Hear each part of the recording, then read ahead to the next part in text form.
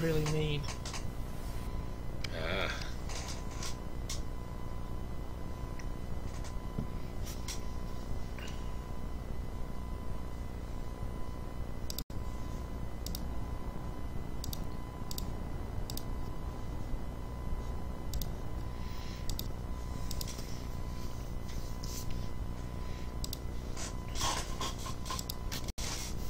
Okay, so I'll continue. I'll just check everyone's here. Is everyone here? Jason's still away. I believe he stepped out to have himself a cigarette. Sounds good. How's your community thing going, by the way, Keith? It's kind of stalled right now. I'm working with Dan C. from the National Gamers Club here in the U.S. and he's just had a meeting last week with his board of directors, and sounds like we'll probably be getting a lot more help coming from that here pretty soon. So hopefully we can make some progress. Oh, cool. Because what's holding you back? Is it the having the stuff? Is it? Or? Well, unfortunately, the community center wants to charge me $5 an hour to do it, which I don't understand. Since I'm the one, yeah, I mean, because I'm volunteering my time, and I'm bringing in the donations and volunteering my books and whatnot. So I'm looking at other venues and other things we can do.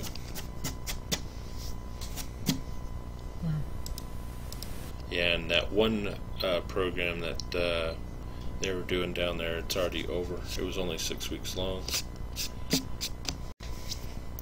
So, still working at it. That is bad, that is. I don't know what a community centre's for if it's not for doing community events and, you know. Yeah, exactly. Yeah, I was pretty blown away when he's like, yeah, you can do it, but we'll charge you $5 an hour. Like, are you kidding me? I'm donating my time, and I'm the one going out getting the donations and bringing in all the materials. It's like, wow. But we're looking, like I said, we're looking at other venues to run it at and seeing what else we can do. Excellent. Well, hopefully your perseverance will pay off and you'll find somewhere willing to do a venue for you. Yeah.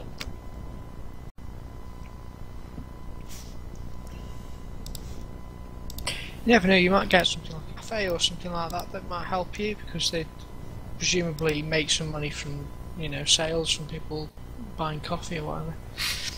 Yeah.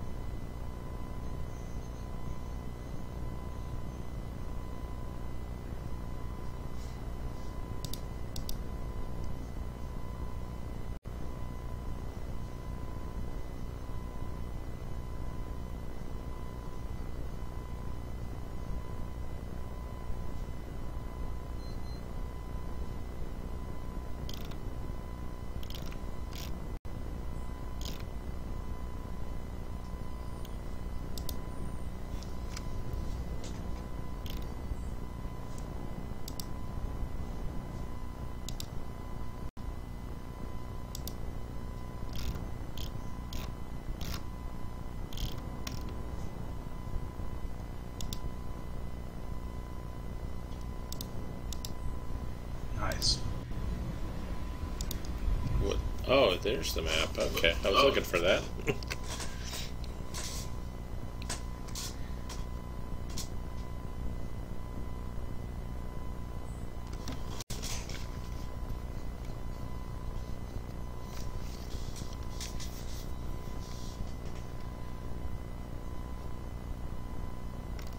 Okay, are we all back?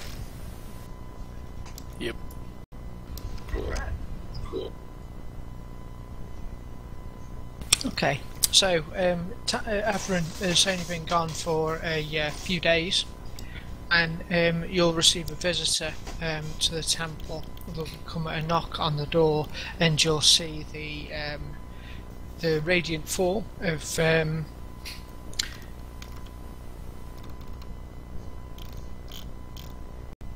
Lady Kristen Tavener.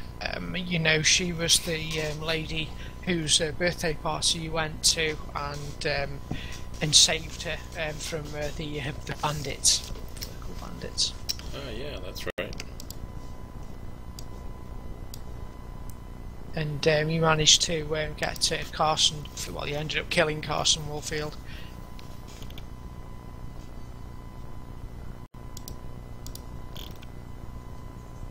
Good morning to you. I'm sorry to disturb you on such a grey day. The sky's overcast and there's a steady drizzle all morning. Good morning. Welcome to the temple. I'm afraid I come to seek your assistance once more with a matter. Oh, and what might that be?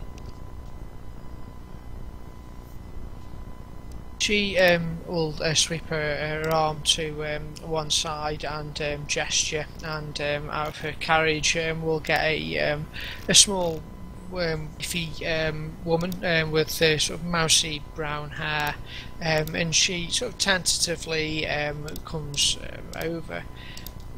Lady Kristen will smile with confidence. This is my friend, my good friend Jamina. Well, hello, Jimina. She'll curtsy to you all, but pleased to make your acquaintance, she'll say, in a sort of a thin voice. Yeah, likewise. I'll bow in return.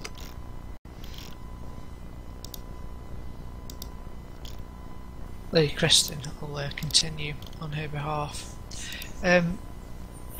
Jamina's been my good friend for many years, even though our social status differs. We've spent many happy hours together, and so I was quite distraught to learn that Jamina has got herself into a little bit of trouble of late, and is that for which I come to seek your assistance.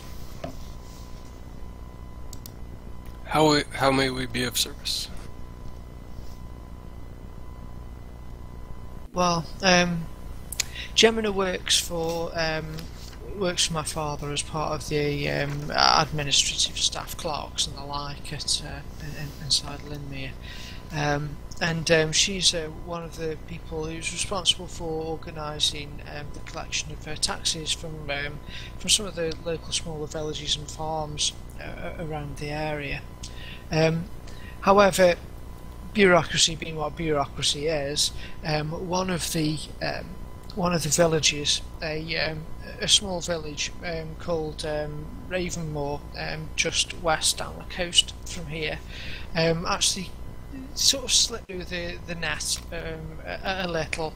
There was some discrepancy nearly a decade ago about exactly whose jurisdiction Ravenmoar fell into, whether it was Jamina's or whether it was another clerk. However, the result of that, it was never actually was never resolved, and unfortunately we've discovered that Ravenmoar has fallen through the cracks a bit and hasn't actually paid taxes for over a decade now. When Jamina oh, go ahead. sorry, go ahead. when Jamin had discovered this area, she contacted one of the tax collectors of Linmere, a tax collector she thought that she could trust.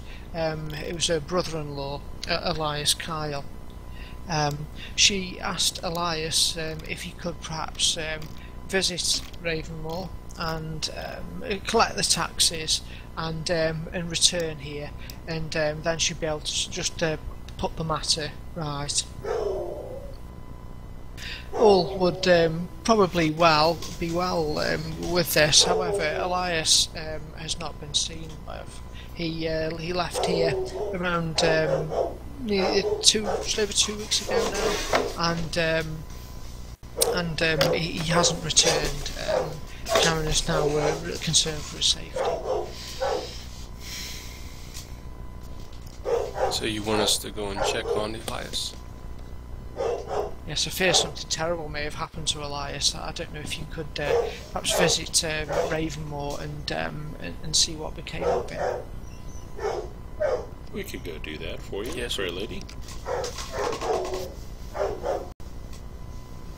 I would, of course, be happy to make a sizable donation to you and to the temple and thanks for your time and continued service to Linmere.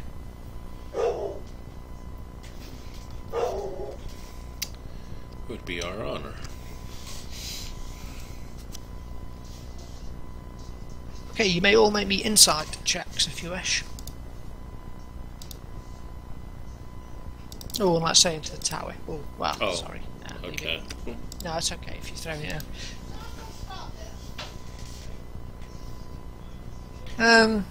Okay, you'll get... She looks a little nervous, Jamina. You get the idea that, well, Byron and Kalsiki do, so I'm sure you're a little unaware. But you get the idea that Jamin is perhaps not telling the full story here. You think there's probably something a bit more that hasn't come out. Really? Go ahead, Byron. I was going to ask you if you had the persuasion skill, because I don't.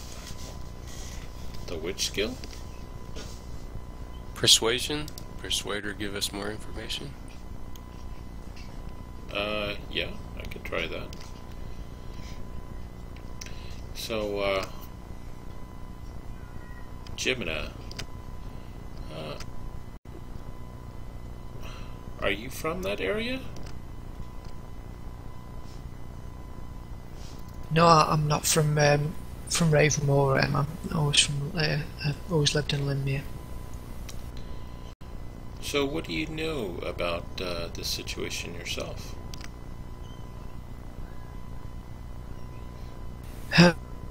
Well, it's a little worrying. It seems nobody at all has heard from Ravenmoar in over a decade. It's almost as if it's dropped off the map. So what do you think could have possibly have happened to him? When you ask that question, you'll see she goes a little red, and she says, "Well, it could have a simpler explanation." She turns to Kristen, who smiles and nods reassuringly. It's sort of okay to talk to you. She'll say, "Unfortunately, my brother-in-law had something of a drinking problem. I'm a little worried that with there being so much taxes there, that he would have collected, with it being nearly a decade's worth of taxes. I'm a little concerned he may have run off with the money and perhaps just gone to Bloodmark or somewhere and yeah, escaped with the money and stole it. I hope that's not the case, though." Ah, I see. Well, thank you for letting us know about that.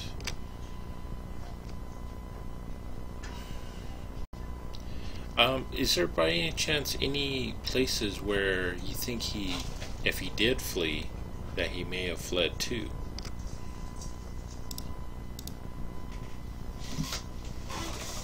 Not really. My sister has unfortunately passed on a couple of years ago. It's probably provoked his excessive drinking.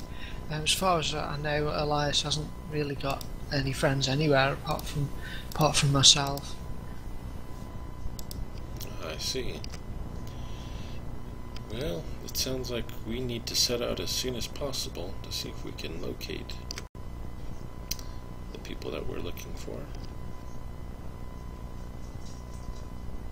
Kristen gives a warm, broad smile and says, "Thank you. I knew I could rely on you. I understand it's rather an unorthodox request, but I'm really pleased that you've agreed to help." Okay.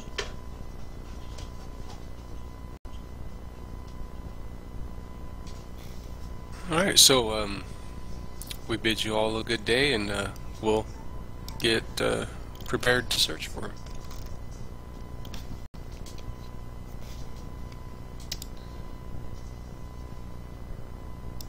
By all accounts, if on the map, Ravenmoar is located just on that peninsula. Well, I'll just put the arrow, which is off down the coast to the west of Ravenmoar. It's in a sort of a boggy area of coastline, and it isn't a very sort of pleasant place to be. There's actually a small river that sort of runs to it called the Lampblack, which is not large enough to be on that large scale map, but it's like a small river. Does it help? Or? No, it is an inland farming community.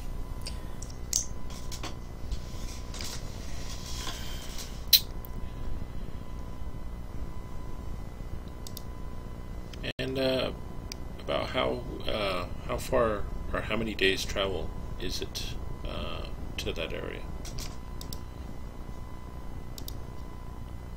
It's probably It's probably about 100 or so miles. You're probably looking at about 3 days travel. Okay, so I should have enough supplies to get us there. Yeah. Maybe 3, maybe 4 days, depending on, because they're on the train probably. Well, we're walking, so I guess we pack up our gear and start hoofing. Yep.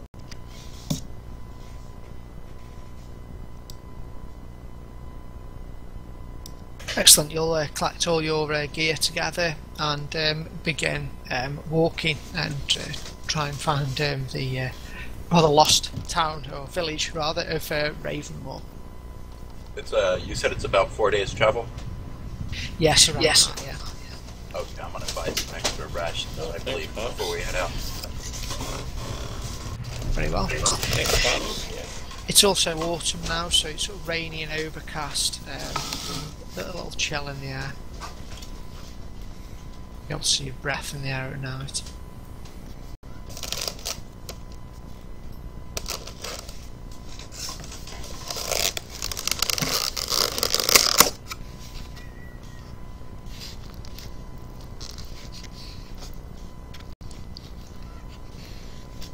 So if you want to let me know when you're ready after you've bought your stuff.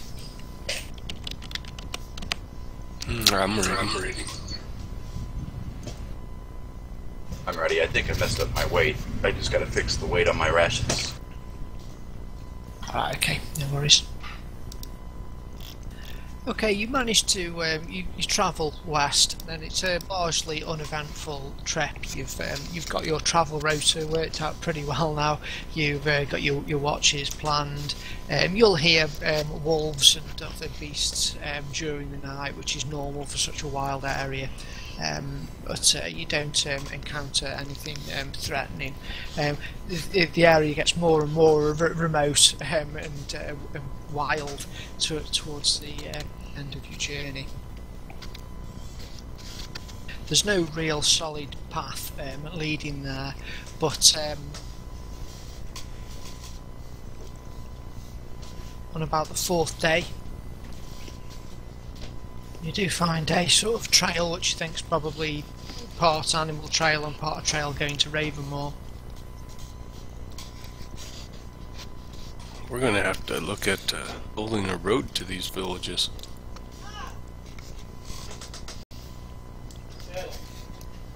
It'll help our communities with trade and stuff. Yeah, I would agree. Who can make me a perception roll, please?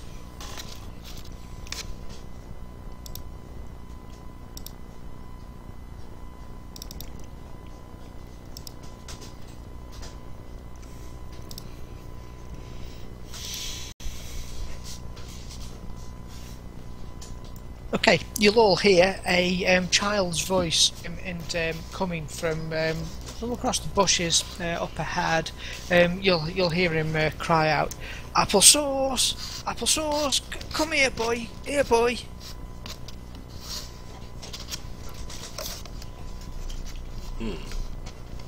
That's an interesting name for a pet. If that's what he's looking for. Well, let's go find this child and see if he knows where this town is. Might need some assistance with dog. That he may. So I head on over there. Same with me. Okay, you start heading towards the noise, and as you do, there's some rustling and comes from the long grass from off to the left. I'll whip my shields so I don't see what's coming. I'll knock an arrow, kind of hunched down, looking in that direction.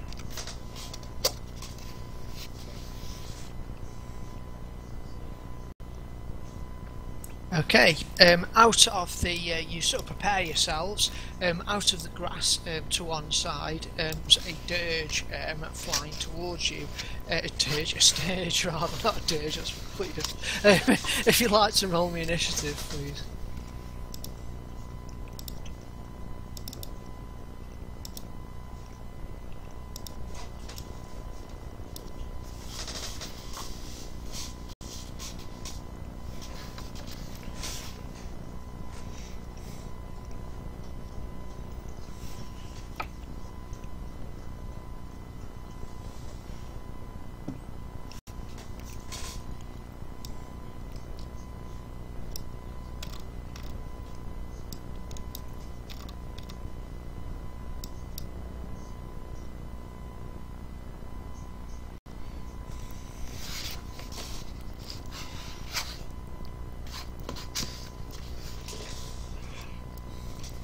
Okay, this it's a large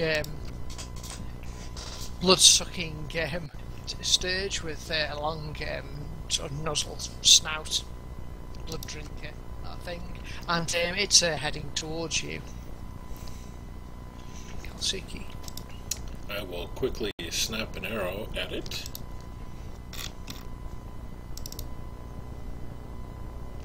The arrow misses as I was a little jumpy from it, and with that I will move back.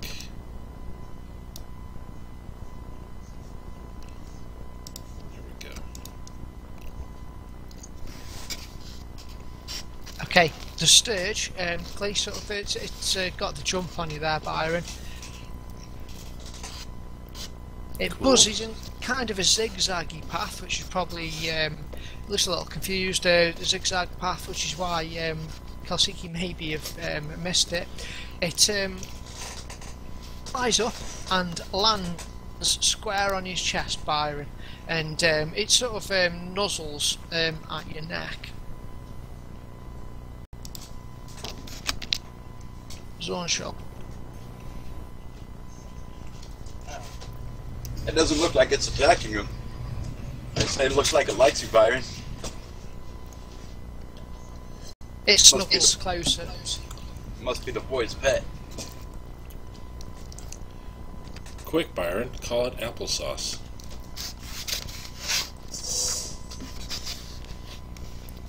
Down, applesauce. Down. Down, sit, boy. it hops around a little as you call it applesauce, it sort of just snuggles closer into your neck. At that moment, another a young boy, a grubby lad with sort of old rustic clothes. He's got sort of dirty grass stains on his knees and his elbows, and he comes running out of the grass and then stops, looking startled as he sees you. He's like wide-eyed in fear.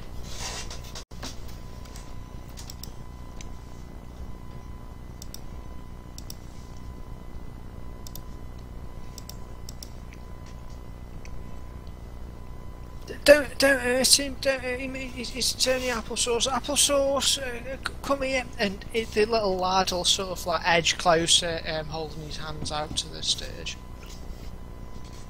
I'll push the sturge towards him. Okay, you give the sturge a shove, it'll sort of buzz, hover into the air and land in the arms of the little kid, and he'll throw his arms around it and give the sturge a big hug. That's a strange pet.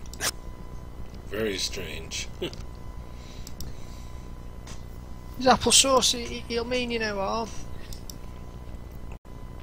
It's okay, lad. Would you happen to know where I forgot the name of the town already. Ravenmoar. Ravenmoar would be? Just down that path, but I shouldn't talk to strangers. My dad said so, and my pa knows everything. Well, who's your pa?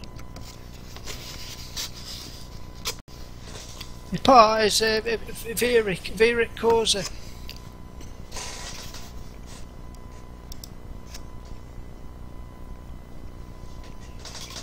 Well, we bid a good day to you. Thank you for the directions. I tell him, keep better rein on your pet, boy. Lesser men may have taken it wrongly and attacked it. If you love it so, keep it safe. He'll nod, and he'll turn around and rush off, crashing through the undergrowth from where he came. So I guess the ancients guided my arrow correctly on that one.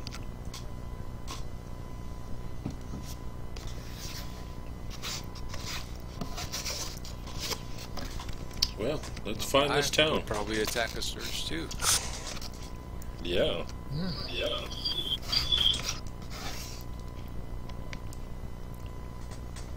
It's definitely an unusual pet. Oh yeah.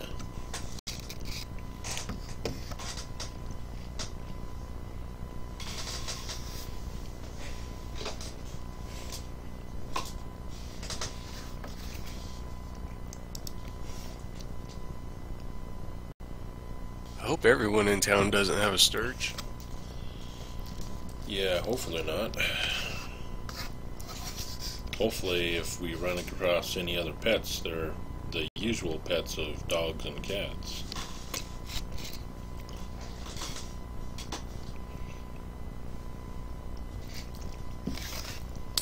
I'm afraid that pet's going to eat that boy one day. Maybe.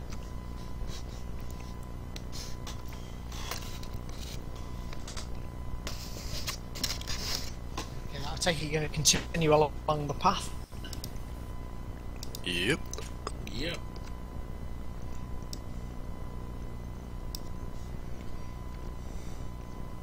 After a little while, you can hear the sound of running water from up ahead, which is probably the Lamplack River.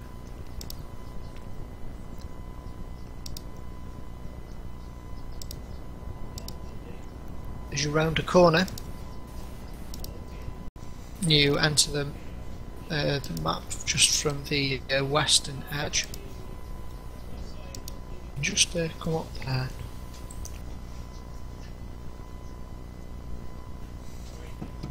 Ahead of you can see two ramshackle shacks that flank the Lamplack.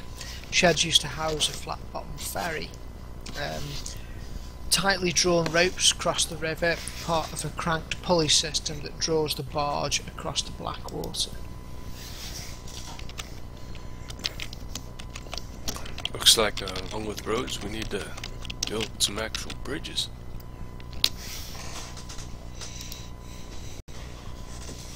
Okay, I forgot to preload it. I'll just give it a sec.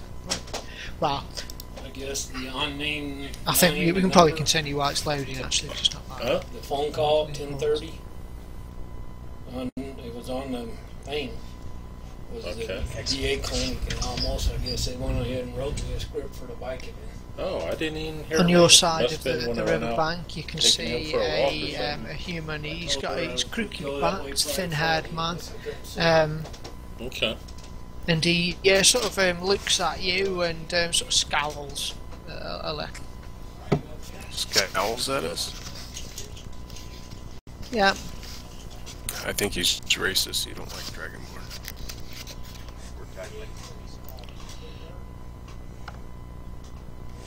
Or course else. Maybe you just don't like horns.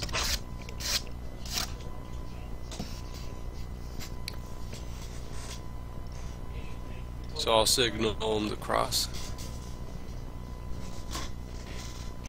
Okay. He'll move the ferry and sort of come over closer to you. Say, good afternoon to you. Out of towners, are we? Good afternoon to you, also as well. Yes, we're coming from Ravenmoar. City folk. That we be. How's the village doing? Oh, good. Ravenmoar's fine. Doing well. By chance, have you seen? Oh man, I already forgot the guy's name we were looking for. And did we get a description? Elias. Yeah, one second. Elias Kyle is a red-haired man.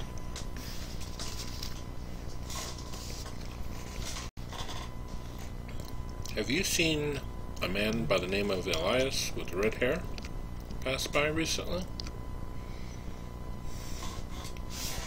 Oh yes, another man. He came here. Another city folk. Oh, okay. About 3 weeks ago it was now. He stopped tonight and then headed off. Where did he stay at? Where did he stay? He stopped with an hour, I believe.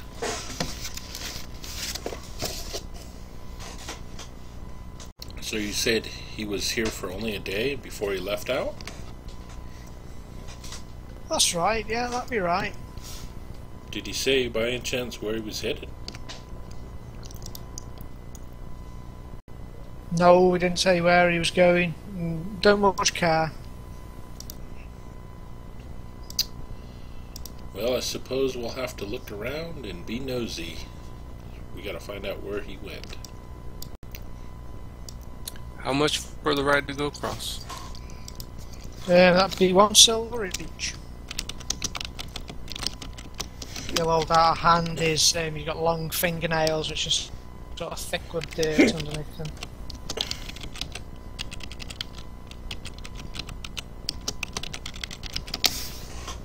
I'll pull a silver out and fling in the air towards him.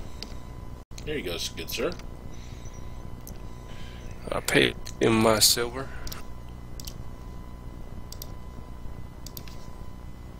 You're paying a silver. Take you off. Yep. And I'll help him pull the barge across. Ah, thank you, sir. Thank you. As you draw closer to the other bank, the bank with Ravenmoar on, you'll notice that the far side shack has got an unusual skull nailed to the side of it. Funny looking skull. What's that symbol of? That skull. Ah, that'll be the wolf in the water. That. There's another one of them, you know, plaguing this river. Lamp black never safe. It's not. So what is that? A band of bandits or something? No, some fearsome creature it is, and you'll point at the skull. It's like it looks like a beast skull with 3 horns sticking out of it. Dawn, is that a relative of yours? You can make me nature rolls, anybody.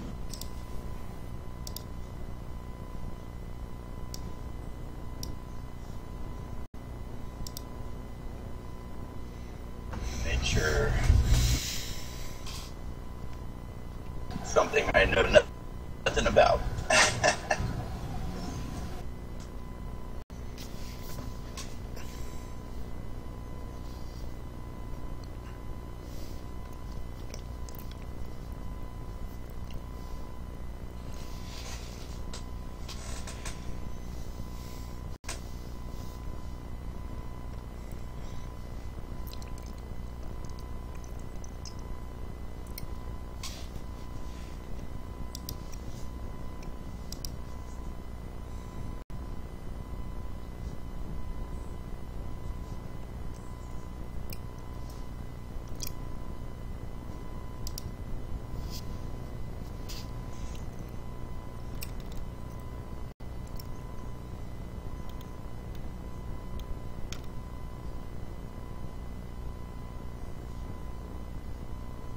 After a short time, the ferry will arrive at the far bank on the side.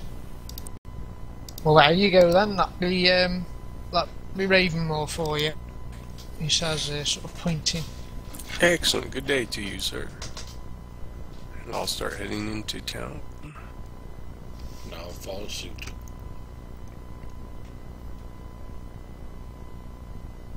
Okay, Ravenmoar itself. It's a fairly eerie looking town. The pathways here are all sort of muddied up with the constant drizzle that's been affecting the whole peninsula for a while.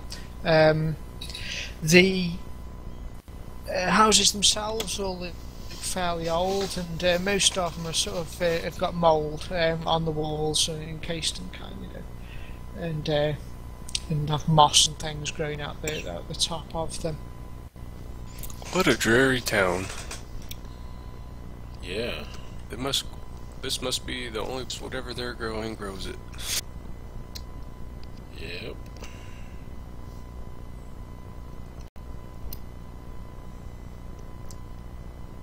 Well, hopefully we can bring some light to this town.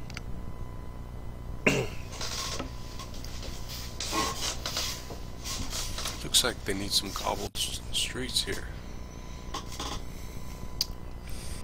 They need some vast improvements for it that hasn't paid their taxes. You'd think they'd use it for something. Yeah, you'd think. I've just placed it all on the map, so you can just use them as a general marker to say where the whole Okay. how the whole party's going. Yeah, we'll head up that way. Yeah, looks good. Is you Inspect these. Sorry, go ahead. No, go ahead. You were going to say what I was going to say. Yeah, I was going to say we'll inspect these houses as we approach them.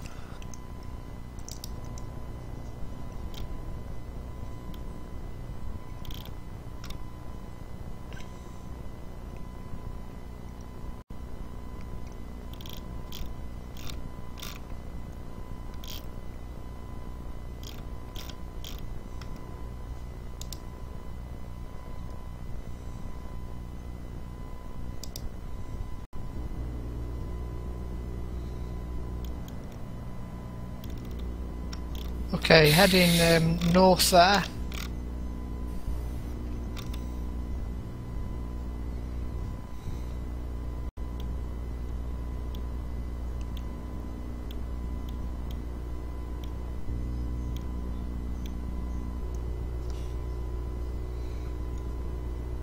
We good to continue on?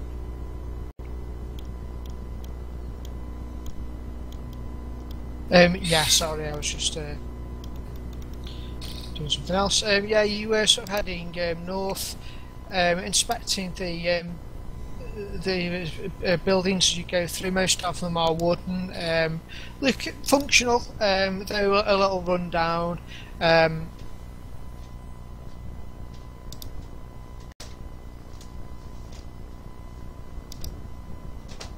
What are these, looks like stone? The remnants of where a house used to be. Yeah, as you walk up there, the building to your right appears to be some sort of weavers. You can see it's yeah, she's got a weaver's shop written across the top. It's got through the window you can see it's filled with very simple clothing, bonnets and rustic, old-fashioned, probably sort of things that was in style, 100 odd years ago, fashion. As you make your way further up there. Did we notice an inside, a salesperson or something? It's fairly dark and dreary in there, but you did see a shadow of someone moving. Yeah, you did see some movement in there, almost as if someone was standing towards the back of the shop and peering out the window at you.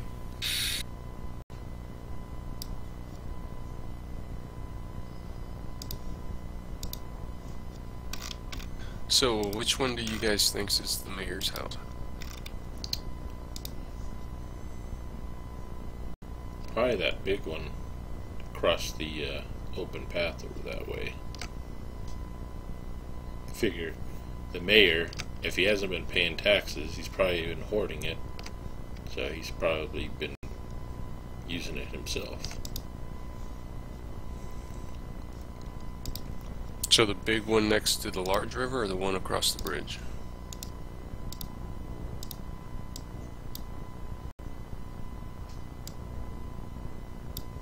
That one. The red arrow. Alright, we'll head over there. I thought this would be like a tavern or something. Maybe it is. We'll find out.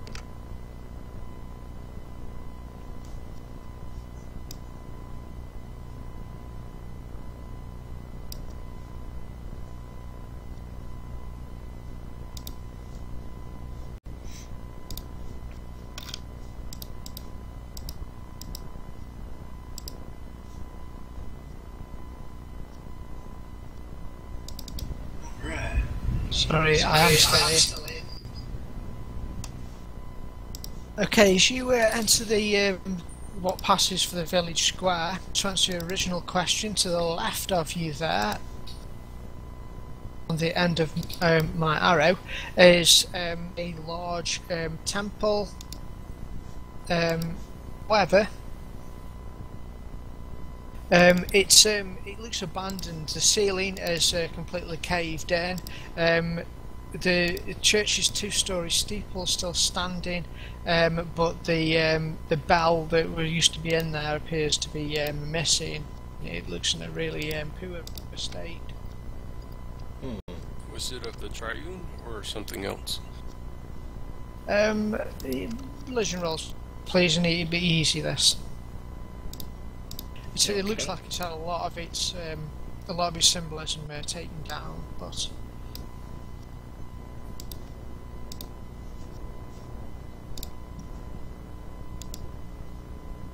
Byron, you're particularly good. Okay, you'll think that it's a temple originally to Nelene. Nelene is a god of fertility, nature, protection and animals. It's is favoured. Nelene is favoured with rural communities. She has a symbol usually of a fawn and also butterflies. Yeah, but you can't really see it inside the temple very much at the moment. But yeah, this church looks neglected. So we're happy it's neglect.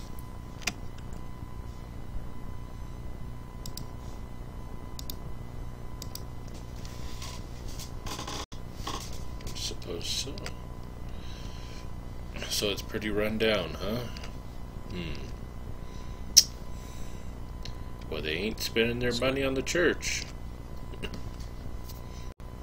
doesn't look like they're spending their money on anything. Everything's kind of dreary here. The roads are mud, and Yeah. they need a good bridge. Yeah.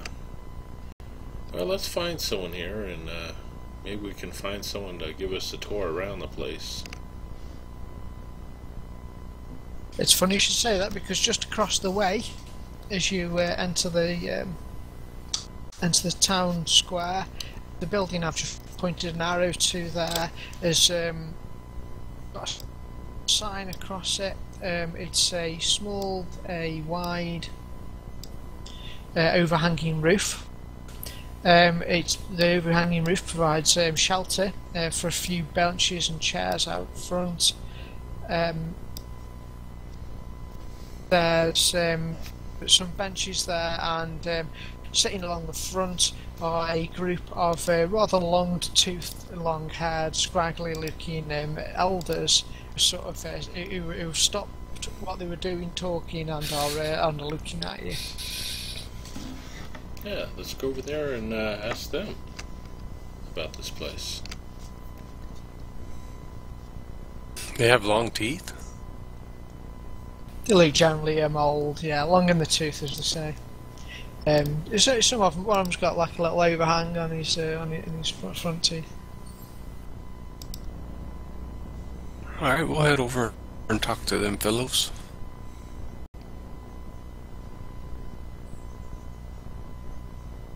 Good day, sir.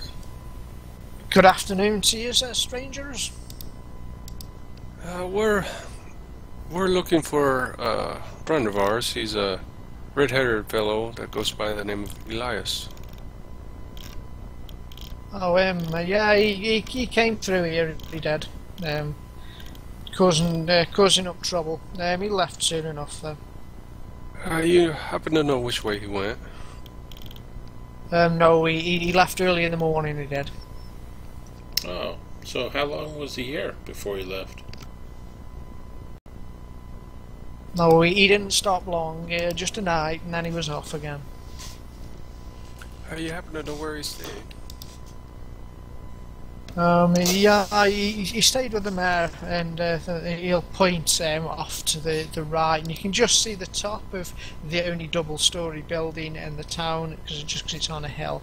It's a mansion place. Okay. Oh, yes. Alright, thank you very much, sir. We'll go and talk to him. Pleasant day to you. Good day.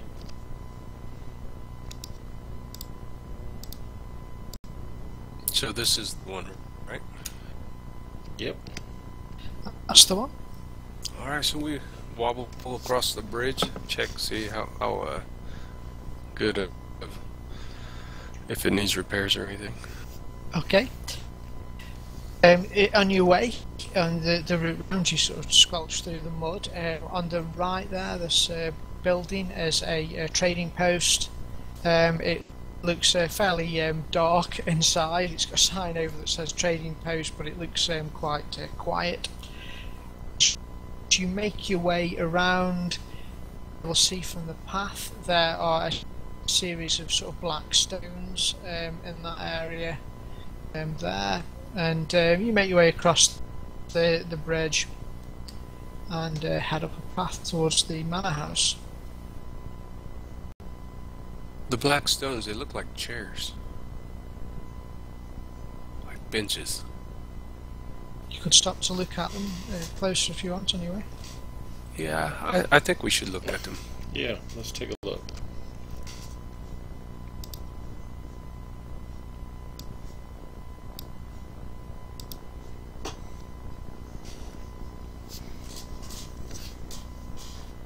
Okay, as you get closer, you see this is a large ring of black river stones and tall stacked rock columns encompasses an open theatre of sorts built against a steeply sloped sandstone outcropping. Stone benches sit nearby, while a misshapen wicket and corn husk figure with a mossy canvas wings looms over an altar stone at the far side. Am I close enough to sense if the altar is an evil altar? Yes, you'll suspiciously and quite justifiably look with your detecting evil. You don't see any evil or sort of magical resonation from here. There's powerful enough to be detected, though you all know that you don't necessarily pick up everything with that ability.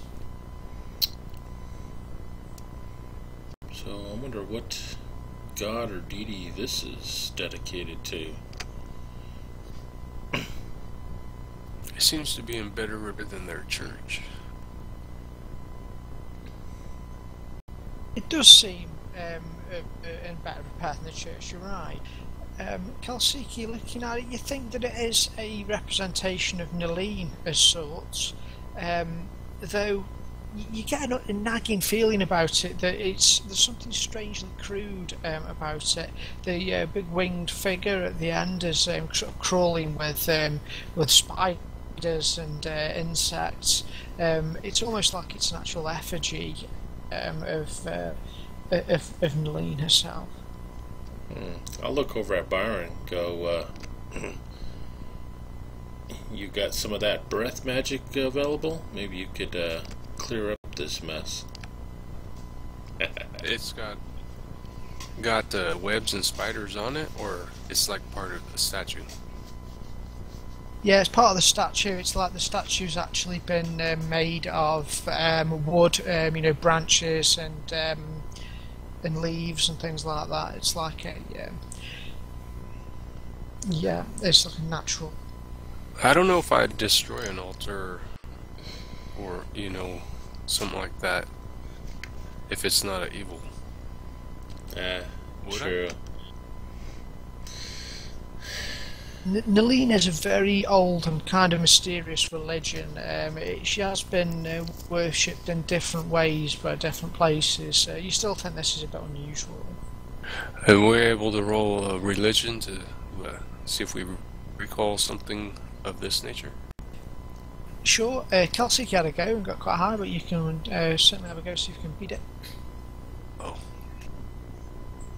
I don't think I beat it.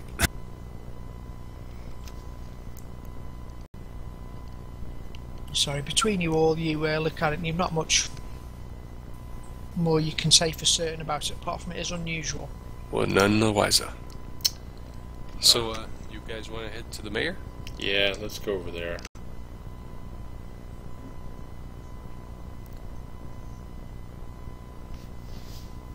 Give a good rap on this door. Okay, before you actually sort of get there, you're approaching the manor house.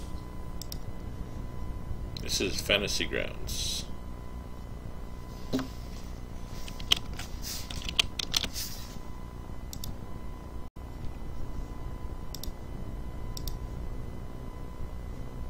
See that the manor house is a classic saltbox style house. It's the largest home in the town. It's built on a barren hill. The building has a two-storey facade that slopes down to a single-storey rear with a large protruding chimney of a centrally placed hearth, inviting and much better maintained than Ravenmoar's other buildings. On the front porch outside you see this man.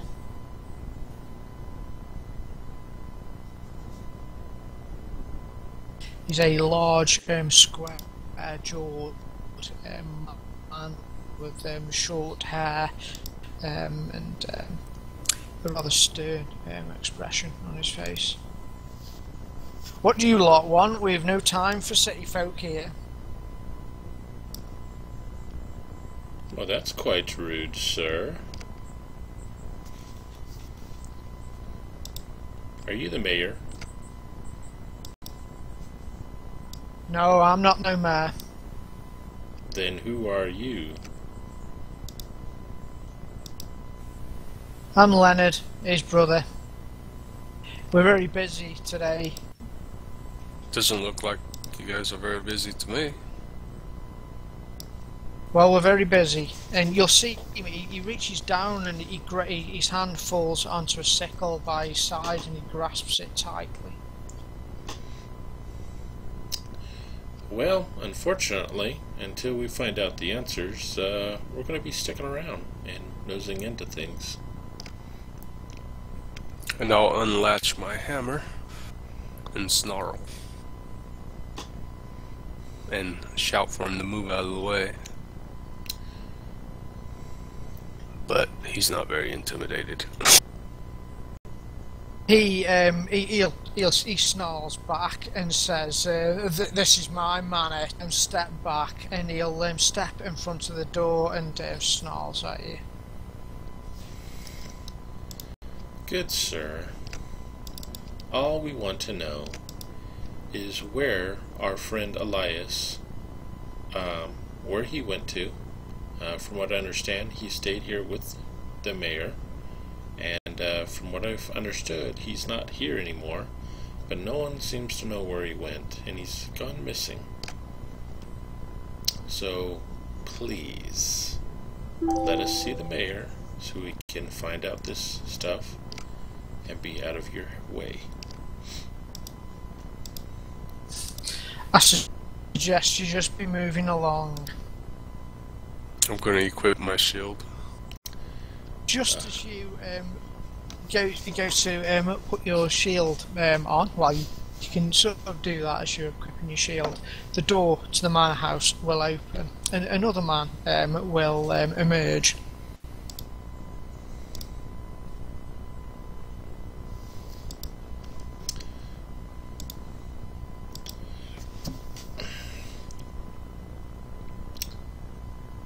Hello.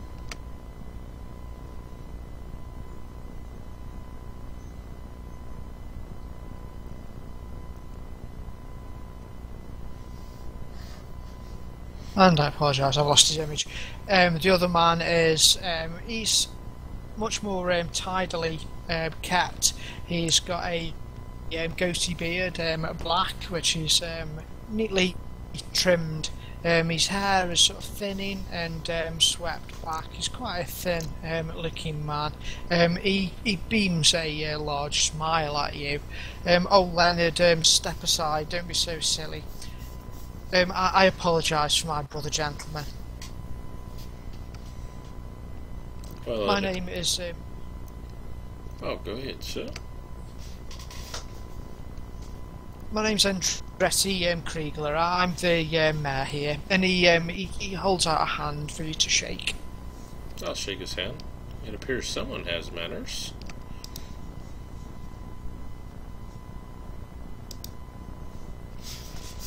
Don't mind him. He's far too overprotective, and he'll shoot a glower towards Leonard. I'll glower at Leonard also.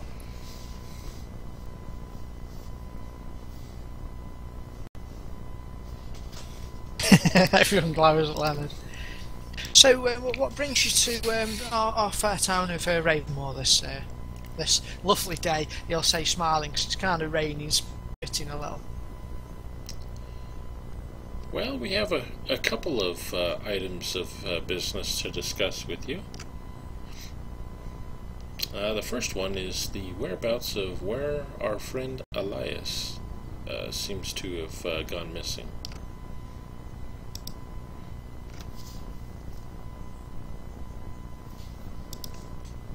Elias, the tax collector, man from Linmere, red-haired guy. Yep, that would be the one. Oh yes, he came here. Well, it must be nearly 4 weeks ago now when he stayed. He came saying we owed a lot of money and back taxes here. Which, to be fair, it was an oversight on our part. They stopped asking for the money, so we kind of forgot about it. However, we managed to scrape together the money and gave it to him, and he went off in the morning. I thought he would have reached back in town by now. I think he's a liar, so gonna roll insight. Alright, and just out of curiosity, Bill, I'm going back to that conversation with Gehenna. And her uncle, was that Elias? Or was that one of these guys? The one that she said drinks a lot and might run off with the money. It was Elias, the tax collector. Elias is Gemina's brother-in-law. Her sister died, and he took to drink after that, and sort of became a tax collector and was a bit of a loner. But she could trust him, and sort of asked him to go, and if he could go and just recover the money from here, but he disappeared. She was the one who was worried that he might have just taken the money and sort of disappeared, maybe on some sort of a drunken binge somewhere, or perhaps to set up a new life. Okay, thanks.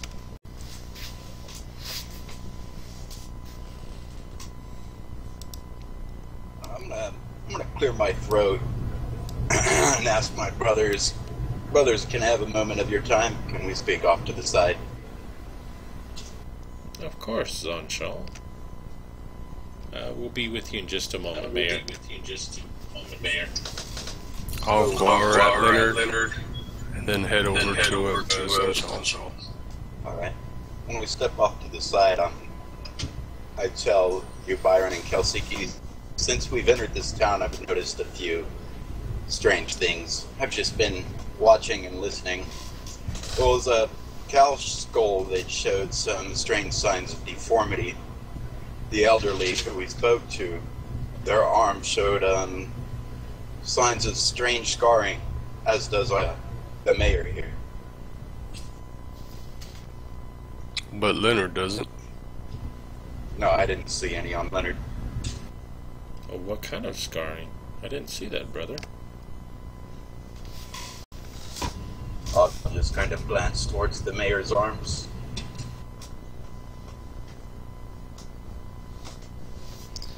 I wonder if that has something to do with their deity. It did seem to be quite odd. I think they killed the guy, and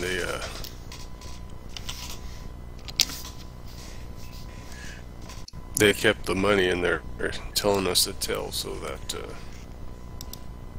we'll go back and report that he stole the money. Could be.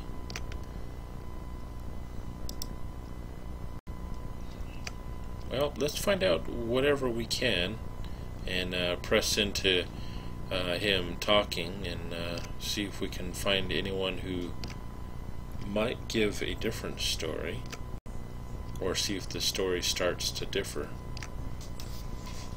See if they aren't lying. Should ask him about the scars.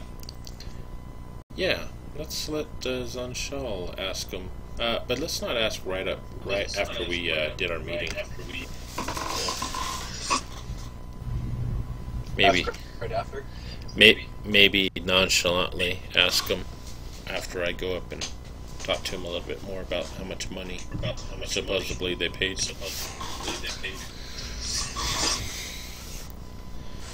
Sounds good. Then let the conversation with the mayor continue. I'm going to continue watching him closely, surveying him with my insight, but I'm also going to kind of keep an eye on the room itself, see if I see anything that sticks out. Okay, you're actually speaking to him on the porch at the moment, but you can see sort of into the front room. You can see there's a large fireplace in there. It's fairly well tended. So, Mr. Mayor, how much in taxes did you give Elias? Oh, it was a small fortune. We had to scrape together the money as best we could, but we did find it. About 500 gold we gave him. It is interesting. And did Elias say where he was headed, or if he was going to make any side trips on the way back?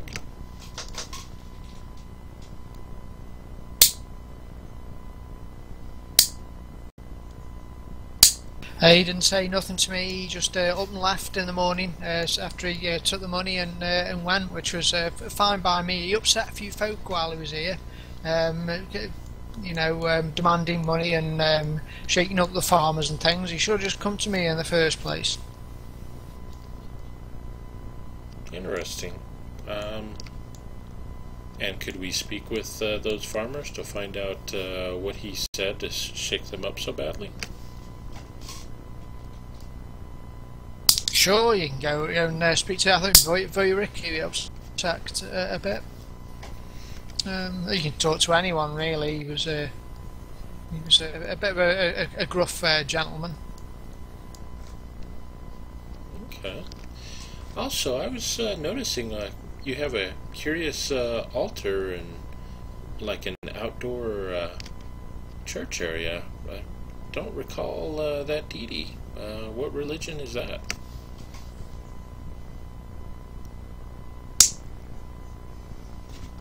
That's Nilene. Nilene now, we like to worship her out in over the stars. She is a outdoor deity, and it seems fitting here. Gotcha. I can't help but notice your scars on your arm. What are those from? Oh, the scars. Well, I've been ill a while back. Luckily, though, we've a good physician here, Alexei.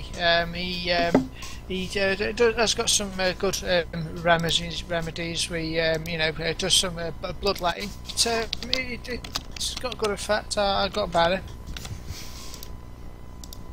With all due respect, good mayor, how did you receive these scars? Alexei gave them to me. He was trying to make me better. If you release some blood when you fevered up, it releases all the tension in your body, and you bleed out the fever. You should try it sometime. It really works. Did many people in your town suffer from this affliction? Oh, whenever they're ill, we do these kind of things. Yeah. But no, I'm not. We're all healthy and doing well here in Ravenmoar. We've been doing fine on our own. Well, good mayor, with all due respect, I am sure you can tell that we are religious men. We are well versed in questioning people and investigating such matters as these. I would like to point out that I do not believe you are telling us the full story when concerning Elias. So why don't you try being truthful with us? We are here to help. He goes a little red-faced and shuffles a little, and he lets out a sigh. Well, okay, I admit some of my dealings with Elias weren't all that congenial. I let him stay here, and he nods a thumb up to one of the rooms above the porch, and I caught him. He was raiding the liquor cabinet. He was in there taking all the just drinking all the stuff. We had a bit of an argument, and I gave him the stuff, and he just up and left the next day. Well, then surely you wouldn't mind if we take a moment to inspect the room you allowed him to stay in. Perhaps we could find something to lead us to his present whereabouts. Of course, there'd be no issue with that. In fact, perhaps I could extend you some hospitality for your stay here in Ravenmoar. We don't actually have any tavern or inn here, so you'd be welcome to stay in the manor here if you prefer. If not, there's plenty of room if you'd prefer to camp somewhere. I think we should take you up on your offer, good sir. Splendid. If you step aside, Leonard, I'll show them through. Leonard stares at you, and you stare back at him, and he lets you through.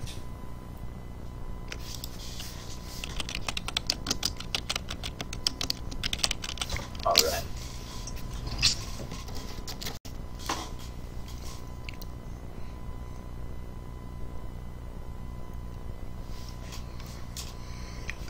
me 1 moment, just get the map for you.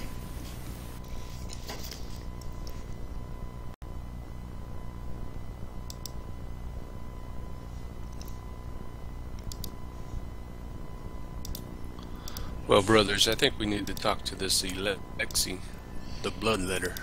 Yes, I agree. I have a funny feeling we'll find out quite a bit from this Alexi.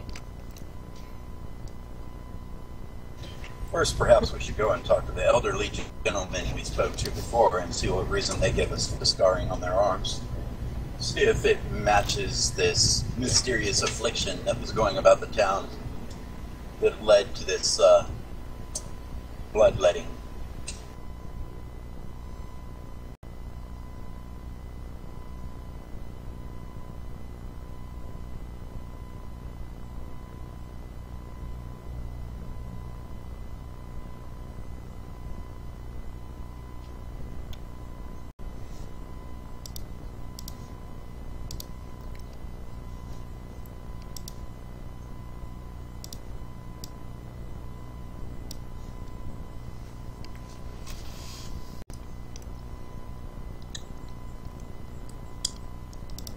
Okay, so I don't know if you've got the map yet, but he'll lead you inside.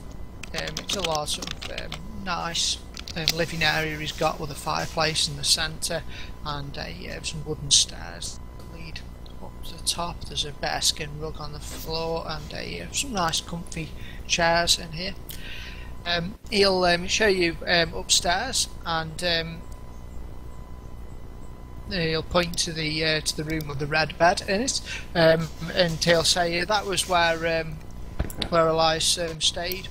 You're free to take the other rooms as well if you like.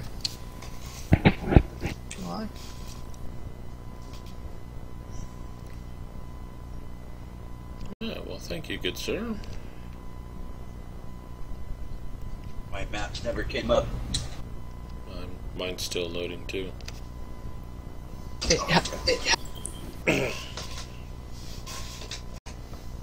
There we go.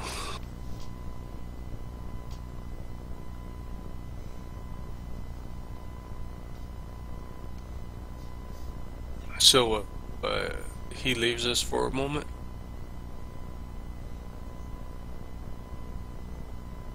Right. I'll just be downstairs. Where are my manners? We've a festival this afternoon, and it's the Founders' Feast today. You'd be more than welcome to come along if you like. It's just on the open fields in the north of the town. Yeah, well, I'll take you up on your offer. I'll be there tonight.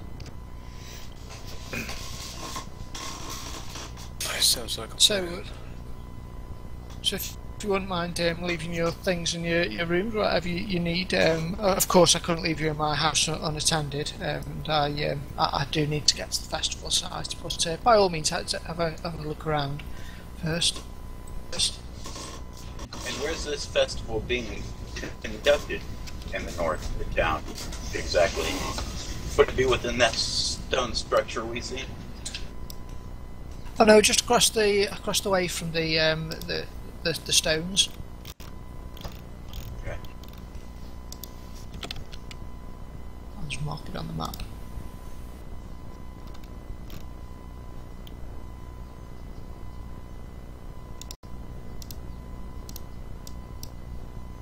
Just press it. That's it. They're the festival grounds there. You'll start seeing people heading up there. They're putting up tents and the like as we speak. It's a good monthly event for us.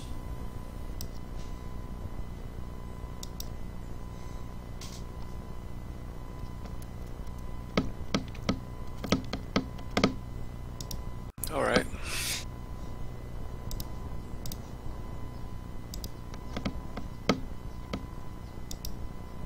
So, shall we investigate his room? Okay. There's anything in here for it. Map just showed up, so yeah, let's take a look.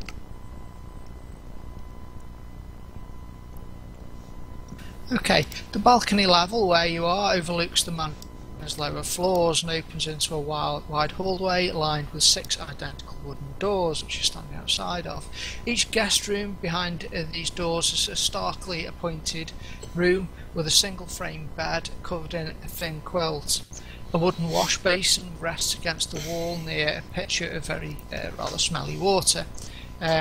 4 rooms have windows that look out past the barren estate towards the lampblack. It is, yeah, none of the doors have locks.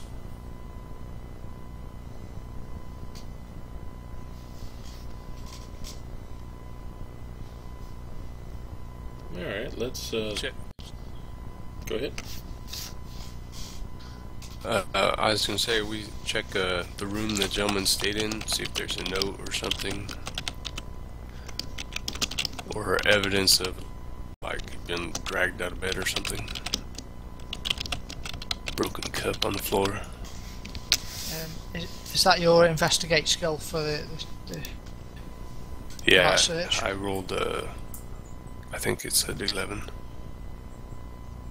Okay, you take a look around. You can see, you check under the bed, rummage around in the bed, look under the wash basin. You can't, you don't see anything unusual. It looks like the place has been, well, I say clean, but sort of a bit cleaned, and the bed made after and things. There's no obvious sign it was ever here. Well, it looks pretty clean. Yeah. A pot of still water. Oh, sorry, did you say you were looking at the stale water? Yeah. Oh, okay, well done, since you looked at that specifically. You see in there is a large red hair you'll see sort of just sticking out, stuck the side of the bowl.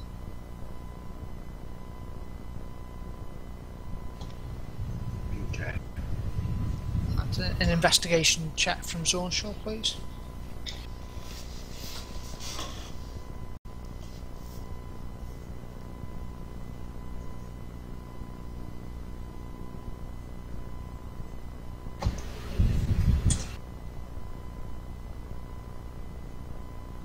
Yeah, you look around, you find that bit of red hair, which suggests that at least somebody with a red hair, and Elias had red hair, so stayed here. Okay. So this was indeed a room he stayed in, most likely. I'd like to check some of the other rooms. The Andretti, the mayor, he'll shrug and say, surely you have no right. I don't mind you searching for any clues in his room, but it'd be rather rude of you to presume just to search through my home. I'll tell him in all these other rooms, are they being used at this time? The other rooms here, no, they're all empty. The ones upstairs, all the guest rooms are empty. We've no other out-of-towners here. And are they being used by you? Any of these other rooms? Yes, I live here with my brother. Okay. So what about the rooms that are not being used? Would you mind us looking in them? You may look in any of the guest rooms here at the top of the stairs. I don't mind, but obviously it's my home downstairs. Okay. I'll give him a nod and say, my thanks, good mayor. And which rooms are yours, so I do not intrude upon your privacy? The whole of the lower floor is my home. Okay. So I'll check out some of these other rooms that are not in use.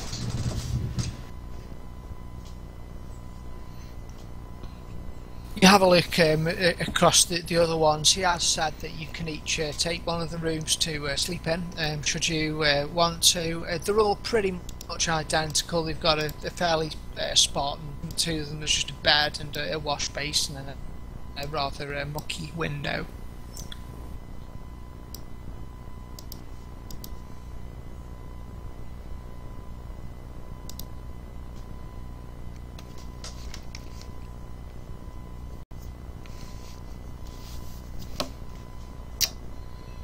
Okay. It doesn't seem like we're going to get much more information out of this place. Yeah, let's go check out the festival and also see if we can locate Alexei as well. Yeah. I get the feeling there's something with this this woman who's attending to the sick. I kind of wonder if this contagion that struck the town leading to their bloodletting might have been ritualistic in design.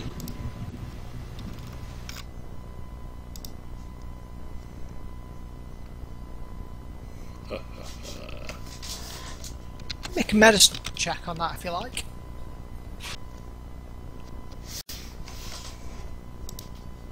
Who's that? Who's that?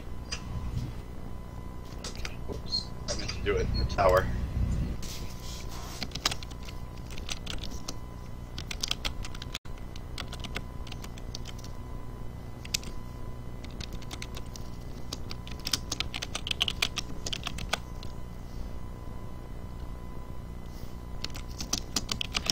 Zonshul, you'll know that bloodletting has been used within the Dark Ages and dark times when superstitions were rampant.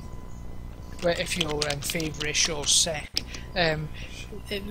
causing a cut and letting yourself bleed was a way to sort of rid your body, purge your body of disease. It's not widely used now, but it is a sort of primitive medical practice. It does seem like a primitive town, so I could see why they'd still be using that procedure.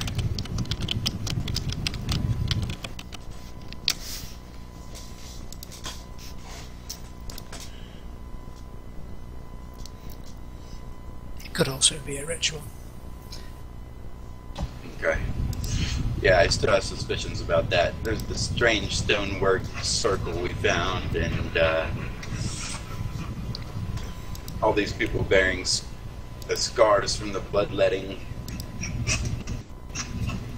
Something's afoot. Yeah. I'm going to. I'll go ahead. The deformity in the cow skulls. I suggest we all kind of keep an eye out on the animals and such. See if we could find more signs of deformity. Gotcha. I still believe that the bloodletting may be part of a ritual. The sickness that was induced may be something in the water.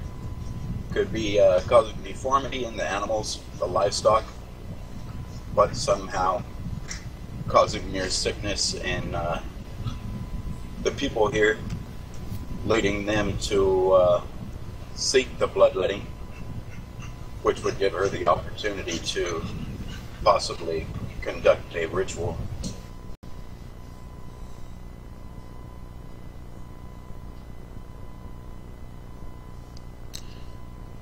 Gotcha. So I'm going to give Leonard a wink, and I'm going to approach him. Leonard, you seem to be quite hostile that we are here. Could I ask why it is that you seem to be so annoyed that we're here, yet your brother seems to be more than willing to accommodate us? He's often quite foolish, you city folk, and nothing but trouble come here with your city folk ways and your shiny things, and the place bossing us around. Be glad when you've left, and I'll make no secret of it. I see. Well, I know you might not believe it, but we are here only to bring out the good in things. And I can see that you seem to be an honorable man. So, if we could find the questions to our answers, we will quickly leave you to your ways and be out of your hair. Well, I hope so that's the case. But the longer it takes, the more we're going to dig in and find out what's going on here.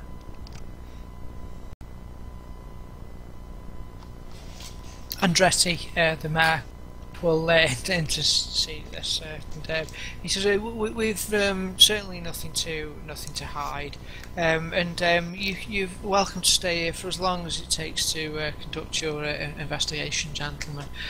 But enough of such dreary talk. Should we not perhaps go over to the festival? It's not long due to start now." Yes, let's go to the festival. We need to liven up the spirits of everyone here. Leonard, will you be going to the festival as well? I'll be there. Good. I look forward to seeing you there.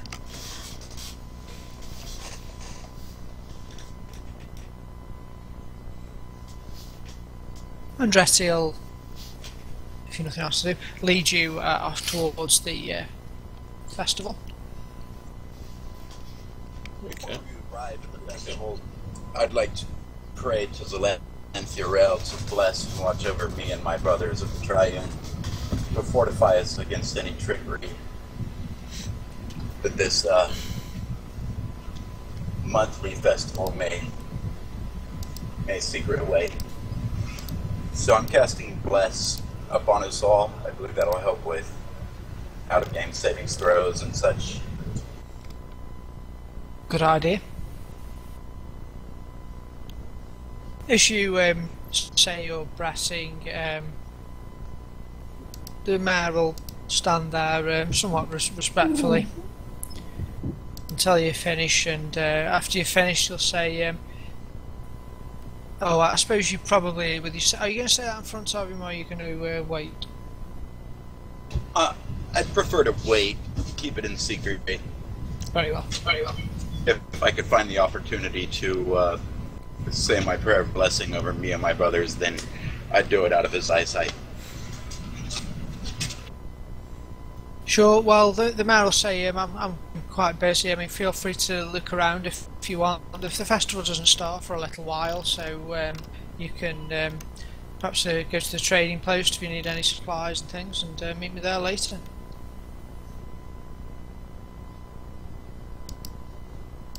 Alright. Like a good opportunity.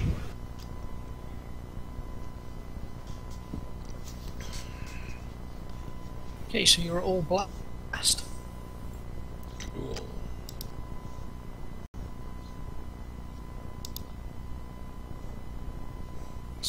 So we head off to the carnival, or did you want to go down and talk to those gentlemen again?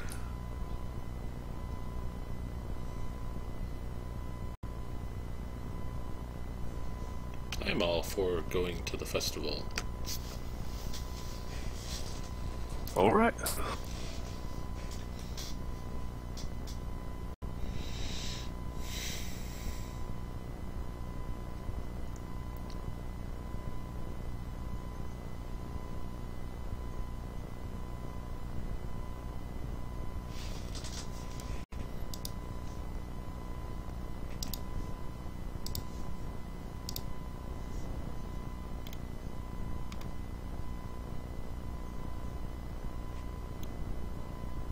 Okay, as you reach the ground, see that a large field here has been fenced off, creating an area where tents, benches and tables have been set out for today's festival and celebration.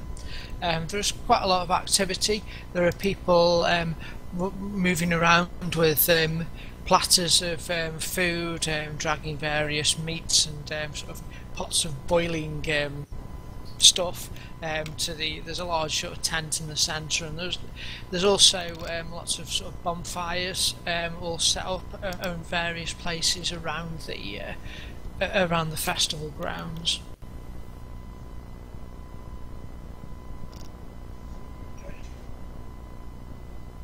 Okay, a perception please, Social.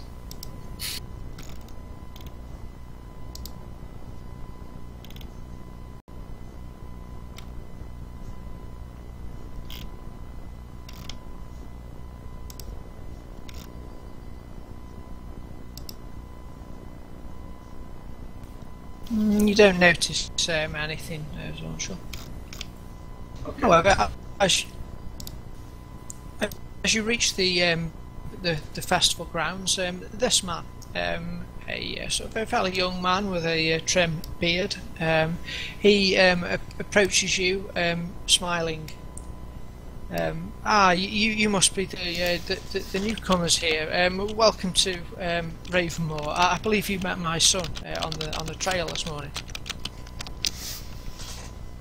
Oh, yes. What was that? Oh, that's right. It was the young kid with his pet applesauce.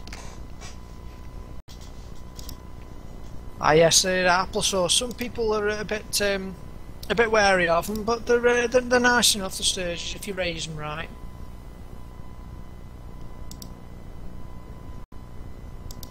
Yeah, it seemed to like Byron here quite well. It was nuzzling up pretty good to him.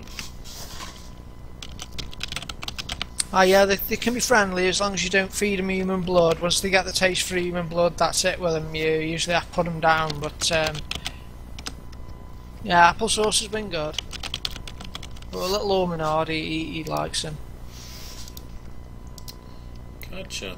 So, just out of curiosity, we came here to town as we were looking for one of our a colleague by the name of Elias with red hair. Seems that no one has seen him since he came here. Elias, yeah, I remember him. Red-haired man came here talking about all sorts of hootenannies and for money. He went up to the mayor's house and that's all I know really. Disappeared, you say? Yep, he never returned. Well, he left here next morning. The roads around here can be pretty dangerous in the wilds. Interesting. Well, if you find out where he may have went to or what trail or road he might have taken or seen him go down, please let us know so we can try and track him down. I will that. So, what's this festival about? His face brightens and his eyes sparkle as you mention the festival. It's nice to have you here for the Founders Festival. It's something that the mayor introduced a few years ago. It's for just to cheer everyone up. Every month we have the night before the full moon. We get together. We have games and a feast, and we choose ourselves a festival queen. And the whole town looks forward to it. Interesting. So, and what does the festival queen do for this event? Oh, nothing much. It's just we look at the villagers' daughters, and it's a prize. Got quite an honoured prize. It's just some fun, really. They get all dressed up and flowers in their hair and that kind of thing.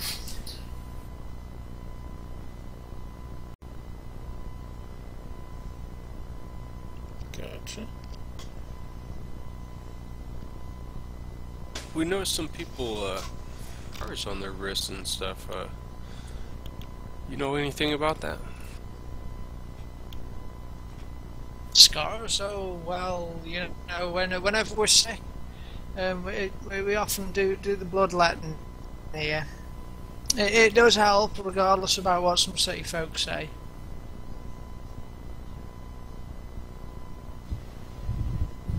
I noticed there was a temple in town. You have no clerics here to help with such things? Well, the mayor, he looks after all our spiritual needs. We're sound followers of Nalene here, and she's always looked after us.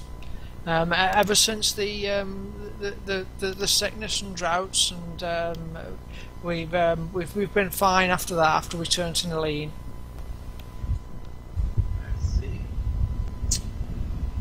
And Elias, do you know where he took residence while he stayed here in Ravenmoar? No, I might be thinking he stayed with the mare up on the hill there, and he'll point back to where he came from. I see. I want to look to my brother's kind of raising an eyebrow.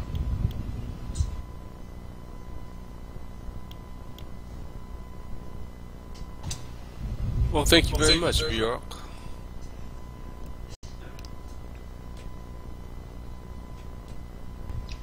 Enjoy the festivities, Bjork. It's been a pleasure to meet you.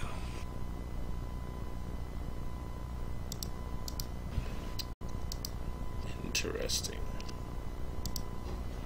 A violinist will come up and start playing his violin next to you, Kelsiki, as you start to sing with him.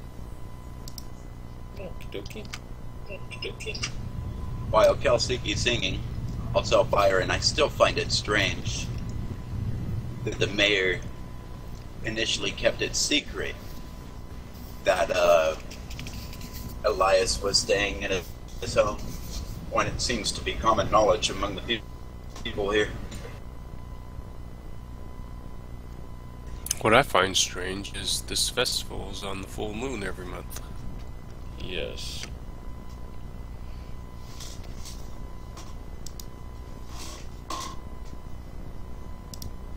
The mood changes, the music plays, and the villagers look rather joyous at this time. There's a lot of singing, dancing, and laughing, and prepare some games. Eric will come up to you and say, surely you'd like to get involved in one of our games here. Knife throwing, maybe. You look like you could throw a knife.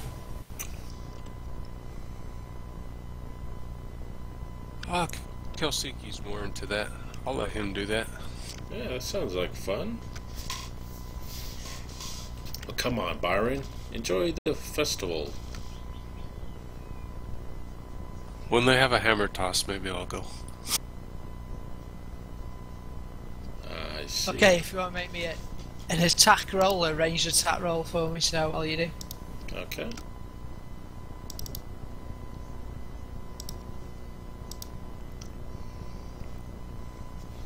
Oh, awesome. Okay, you'll have several rounds and you'll do really well. In fact, the villagers look quite incompetent with these with these daggers. They don't look very well trained at all. They'll be bouncing off the targets and all sorts. And you'll win that. The villagers look really pleased that you won. They'll slap you on the back, and Virek will say, "Oh, well done! I knew you could throw a blade, and I could see it in you. How about you have a go with me now in the three-legged race? It'd be good fun."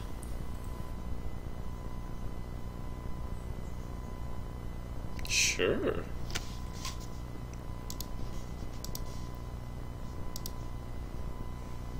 Okay. Is none of the others going to make a team, an out-of-town team, or would you like me to be your partner? I'm just going to be watching. Come on, Zonshal. Okay. Let's me and you do this.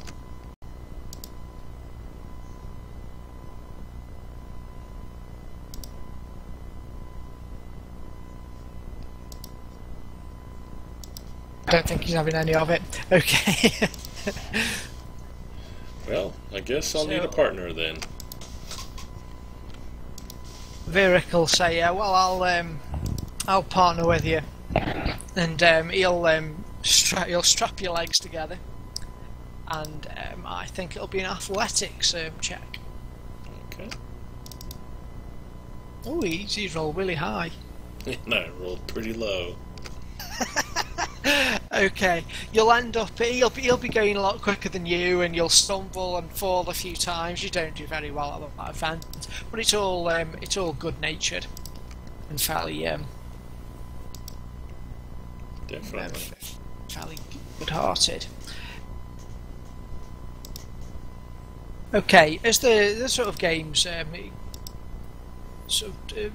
an end, the mayor will step out of the main pavilion tent, and the people will sort of gather around a little bit excited, and he'll say, "And now the main event, the event you've all been waiting for, the most exciting part of the games." And he'll look to his side and say, "Bring out the greased pig." Quick, let's catch it. A greased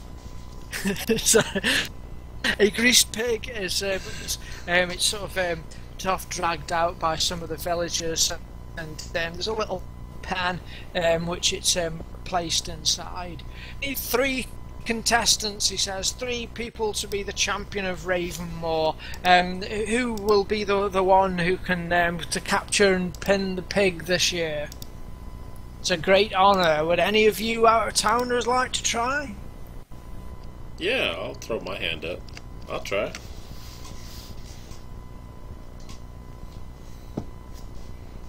Okay, cool.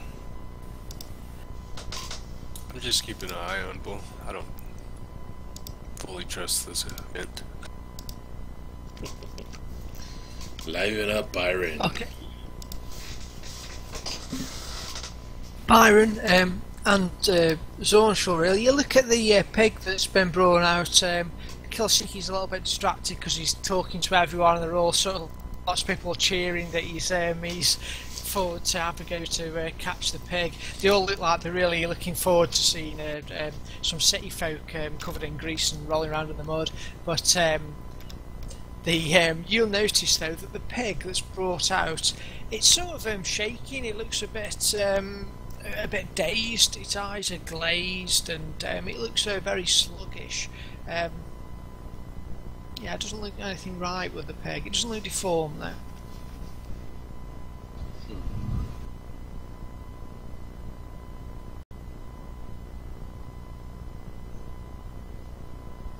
Well, it looks like you'll have an easy catch there, Kelsiki. Apparently so. Looks like Okay. they're letting you win everything.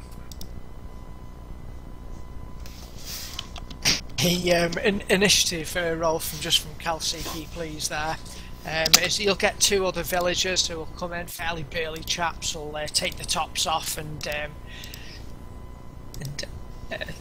like the oh dear. Okay.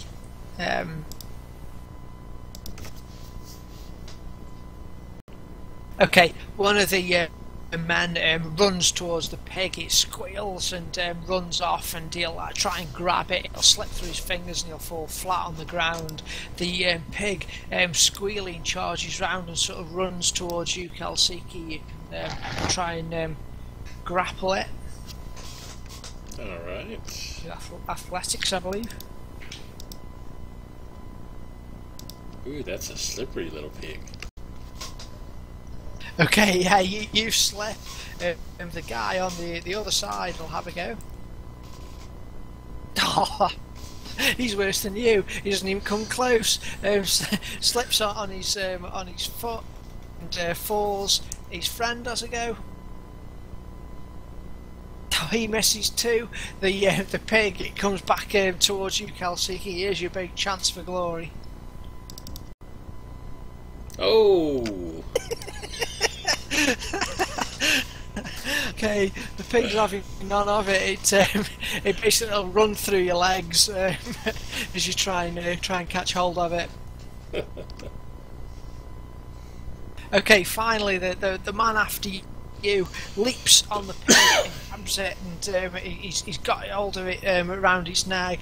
The pig starts squealing and squealing out, and then the squealing stops. It was struggling in his arms 1 minute, and then it just collapses onto the floor on its side. Ooh, I'm gonna quickly rush up and try and examine the pig, see if I can eat it or help it or something. Okay, you rush up to the pig. Meanwhile, the guy who's holding it sort of steps back. There are sort of gasps of shock from the rest of the villagers. A medicine check there, please, if you would, Kelsiki. Okay. Okay, perception roll, all of you, if you like.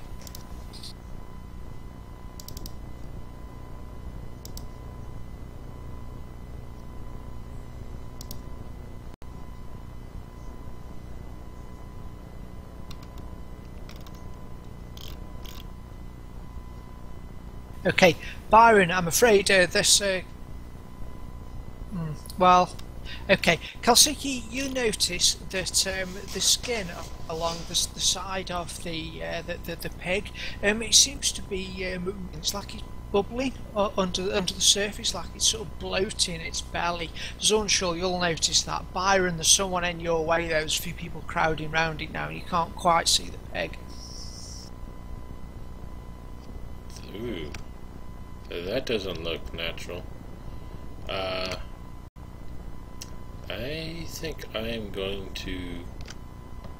Man. I'm going to go ahead and go up to the pig. I'm going to brave it. Go up to the pig, and I'm going to burn 1 point out of my lay on hands pull on the pig. See if it has any effect. Okay, just before you actually get to perform your lay on hands, you'll go up towards it, you outstretch your hand, and just before you touch it, it explodes. There's like a great big rupture from its side, and blood and entrails fly up into the air. From out of the creature's side, a strange plant-life organism just bursts out from it. Its eyes flick open wide and are blood red. Strange teeth pop out from its maw. It looks like this. Oh boy. I'll vomit from the stench of the pig.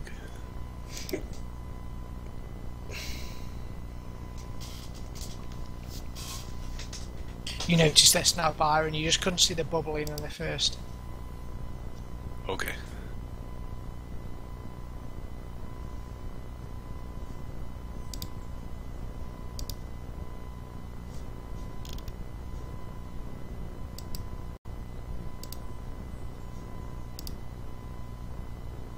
It looks like large Venus flytraps springing out of its back.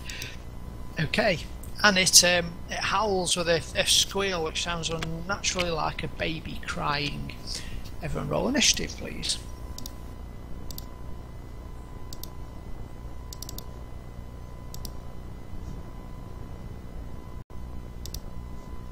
Whoa, well done. Yeah.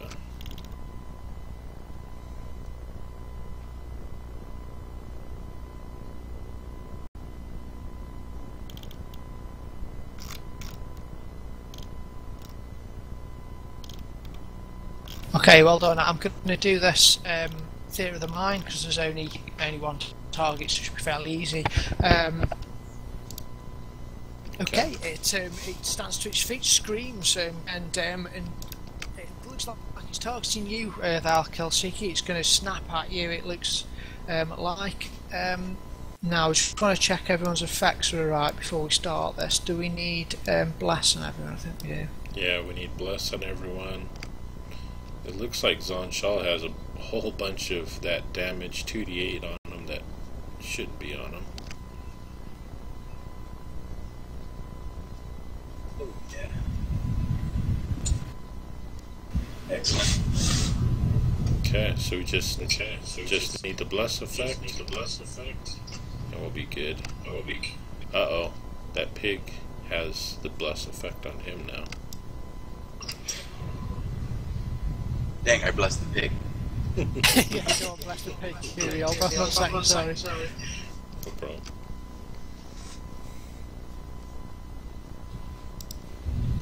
Kelsiki hasn't one moment. Let's give him bless. There. And that's right.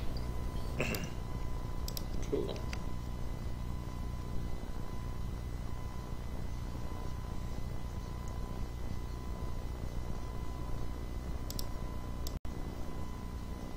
Okay, Kelsiki, you're up.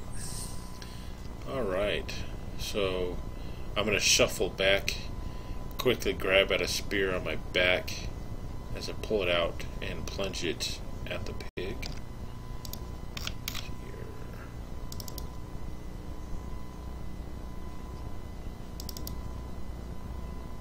So I barely stick it. with that, I'll end it there.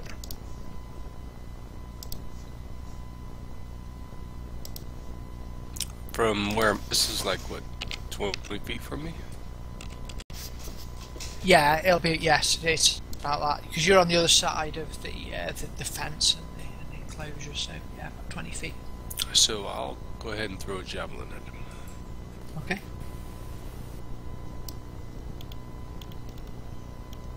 Uh, 24's a hit. And, Now I will remain on my side of the fence.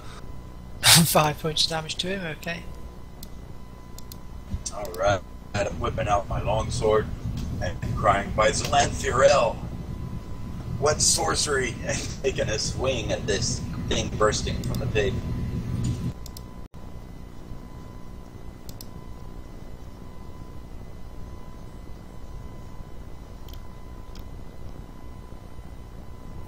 Oops, hit Kalsiki actually. Oh, I didn't target anybody, sorry about that. You hit Sorry? me.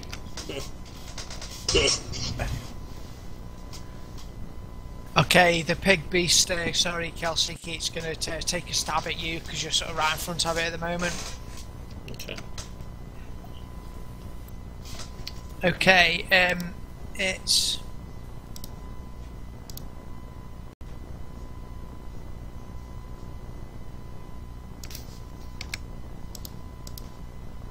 And Zornshall, you ran in as well, didn't you? Okay, Yeah.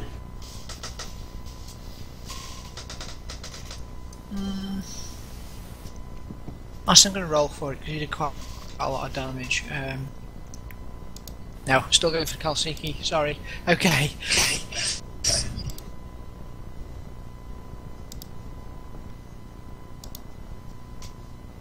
You little piggy. Ouch. Ow.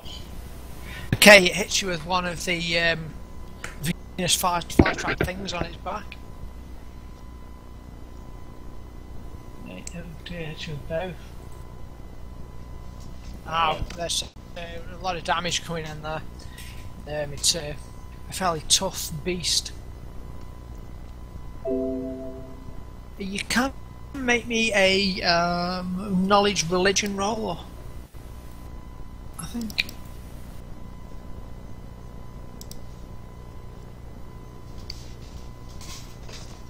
Yeah, you're not sure what it is.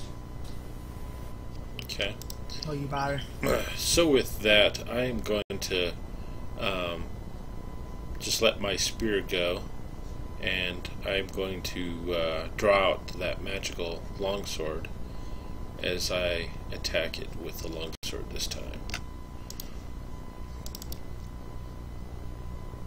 And that thing is pretty vicious and fast. So with that, end it there.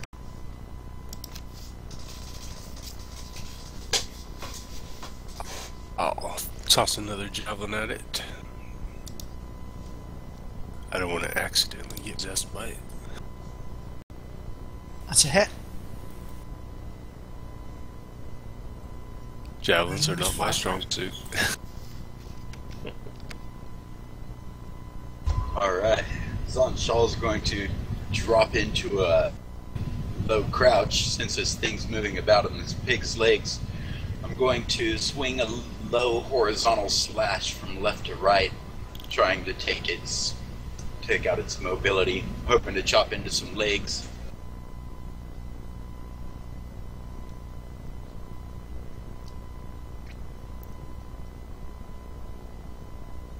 Oh, bad move.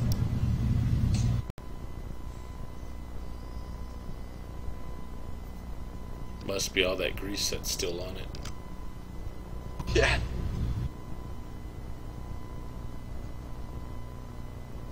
Just catches you once this time, Kalsiki. It's really sort of ploughing into you there. Alright. This time I'll hold up my longsword up into the straight up into the air as I pray for Adruin Trail, Angel of the Star, to guide me in smiting this foe. And with that, I will attack with the longsword again.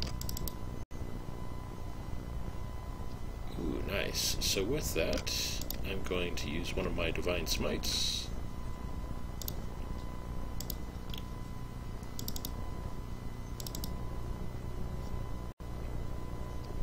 As I cut a pretty good gash into it.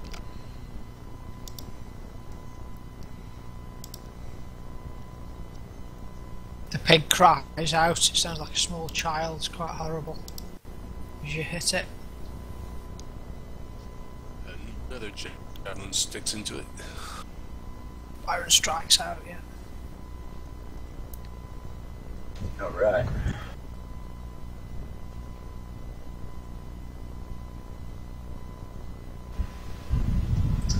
I'll call upon I'll hold up my blade as well and call upon Zelanthiel, the angel of the sun, to lend strength to my sword arm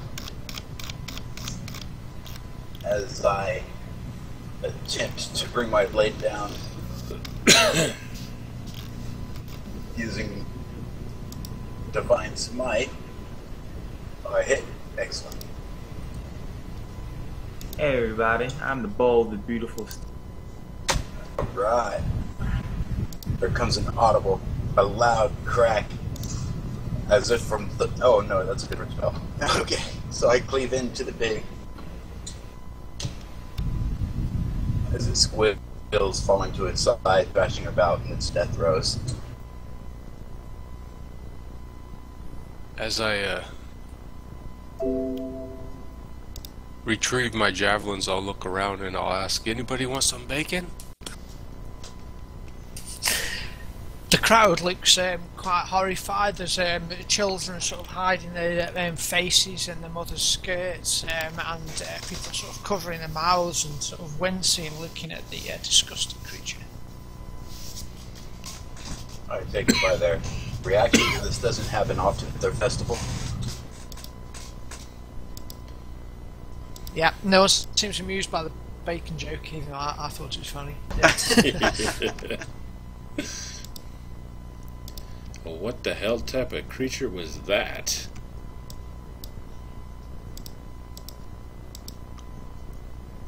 Bayrek'll step forward. Are you alright? I'll be alright, although, man, that thing tore me up pretty good. It was a nasty critter. We're lucky you were here to take it out. We need to take Kelsiki to see your town healer.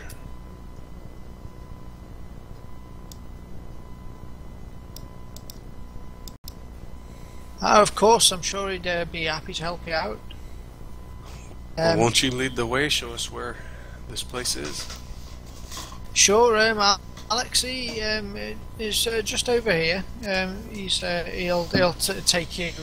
Well, most of the town actually is watching is at the festival. So he'll take you to one side and take you to an aging looking barber surgeon. He'll look at your wounds there, Kelsiki. Alright. So some paste you can put on that. It'll stop the badness getting into your arm. Okay. If you'd like to come with me, I'll just take you down to the barber surgeon's shop here. Alright.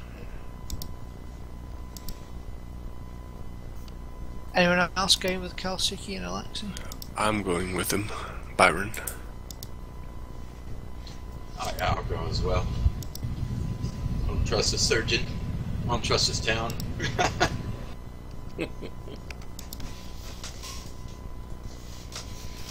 I trusted them though. Okay, he'll take you through to the building. It was a building earlier that had all the old men sitting around outside it. He takes you inside and he'll find a jar of some fairly foul-smelling, brown-looking substance. and he'll start to rub it on your wounds there, and then he'll get some bandages out. Man, that stuff smells. Ooh. It does whiff a bit, but it'll help you and keep the badness out of you. That's good. So, what is this stuff? What is it? Oh, it's actually made from tick juices. It does well and mixed with a few other plants and herbs. My secret recipe. So what was that that happened to that pig? I don't know. It was a sad, disgusting thing. It's like sometimes the animals they get the badness in them. Still, no point dwelling on it. It's a happy day today. So what kind of badness is around here? Oh, it only comes back every now and again. Our founding father, Iola, she got rid of it all for us. She sorted it all out. There was a time when we were all starving and dying of diseases and things, but we're all right now.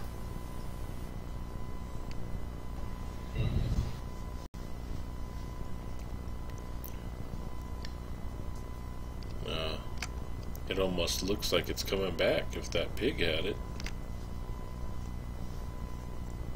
No, I'm sure it'll be fine. It only happens every now and again, and occasionally. We'll need to find out where that pig came from.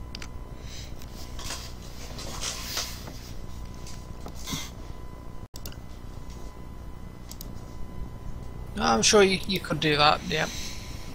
I don't know whose pig it was myself, but we'll be missing the feast. The feast will be starting now. He looks outside and you can see the sun's just beginning to set.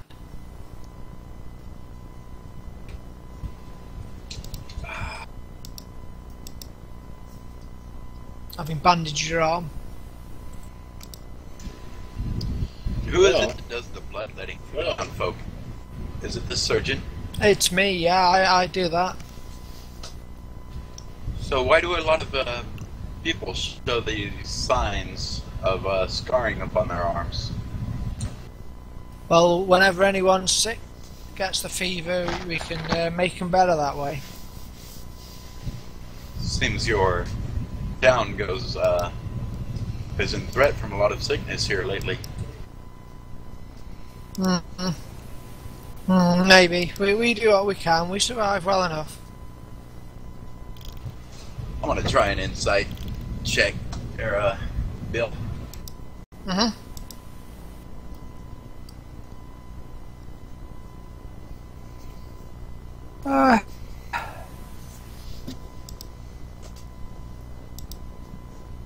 Okay, you think he is actually sort of genuinely a bit concerned and a little bit embarrassed actually about the pig incident.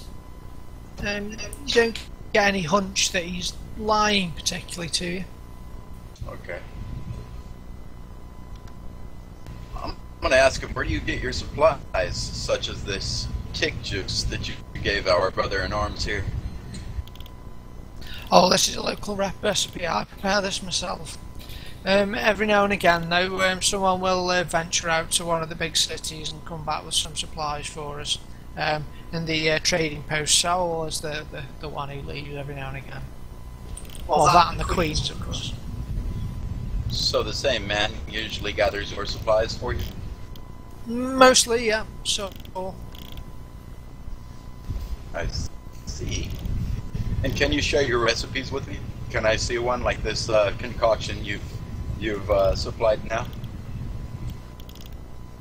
If you like, I suppose it'd be good if all you city folk aren't usually interested in my ointments, but I'd be happy to show you. I've not written it down anywhere, but I'll show you how to prepare it if you want. Excellent. But perhaps after the feast, there's be some lovely food there. You must be getting hungry. Yeah, let's go enjoy the rest of the festival, guys. I'm gonna go ahead and lay hands on Kelsiki. Thank you, brother.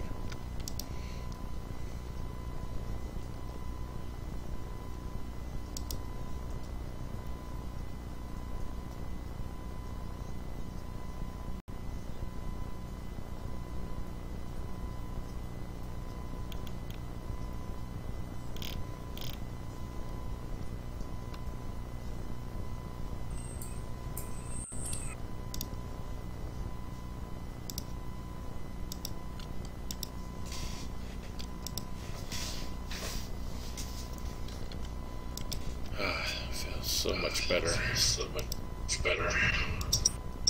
And the surgeon, is his arms clear? No, he's got a few as well. Okay.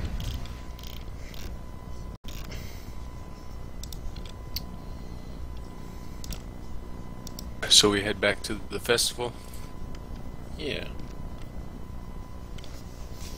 Okay, you head back to the festival. Most people have gone into a large tent, and people sit around now with on blankets.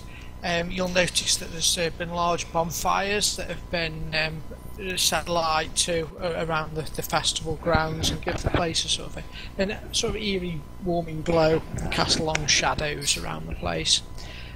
You see that there's some quite nice smells actually coming from inside. The people seem to have quickly forgotten about the incident with the pig and the back laughing and joking. Matt Kriegler's standing at the front at the head table, and he says, good, you're here, please sit down, we're just about to give thanks. Oh, okay. Thanks. I'll sit down.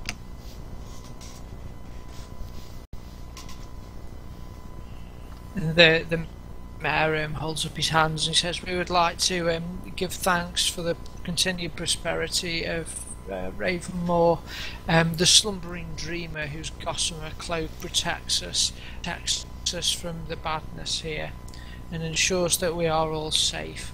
Now, eat and drink and be merry. Everyone, cheers. I raise a hand first and ask the mayor if I may say my own blessings before this meal. A hush sort of falls across the crowd. Make me a diplomacy check if you want to try and be diplomatic about it.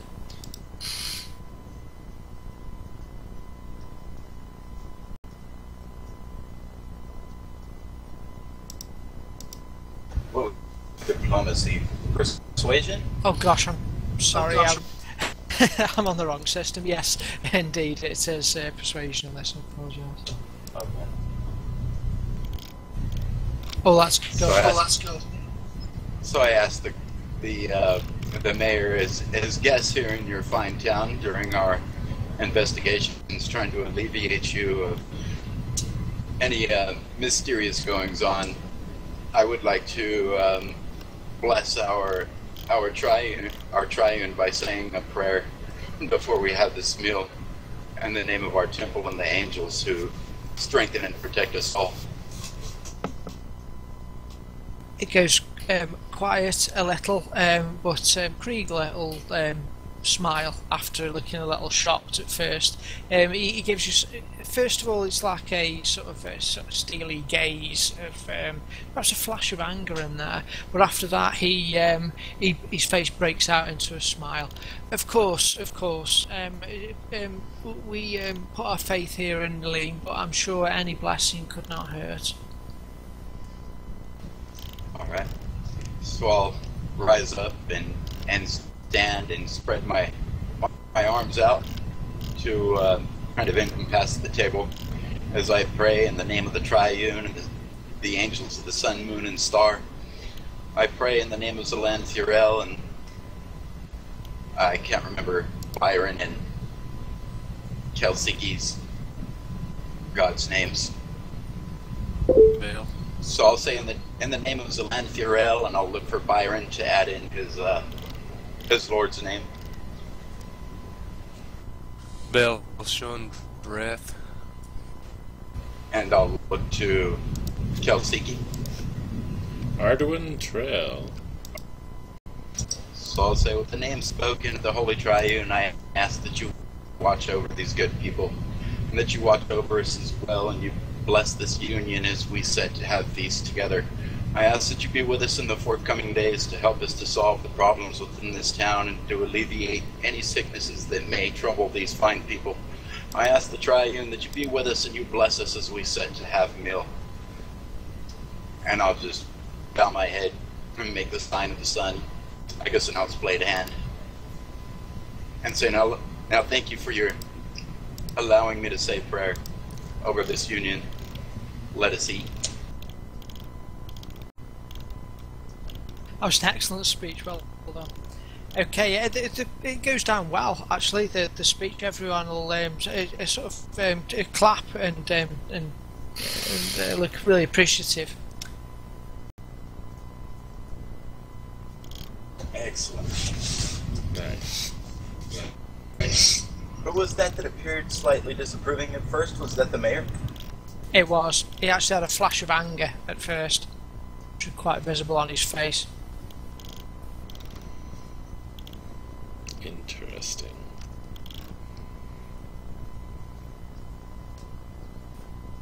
You're now treated to an array of lovely food.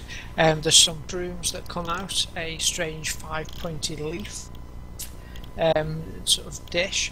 There's the usual sort of vegetables, fresh greens, some roast pig, baked breads come out. There's an odd dish which it looks like some sort of worm in there, and there's some legs of some, it's like an insect-like creature, and there's also a large sack which looks like it's sort of full of blood, which they bring round for you to eat. Yeah. I might have some dry rations.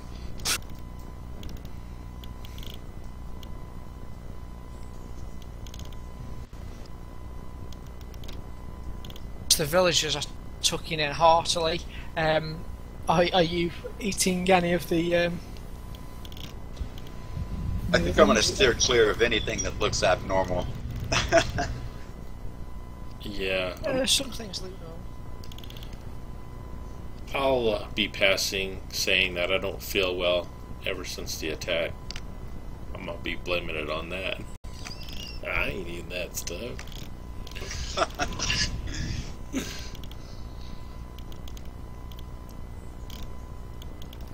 Okay, none of you are eating it?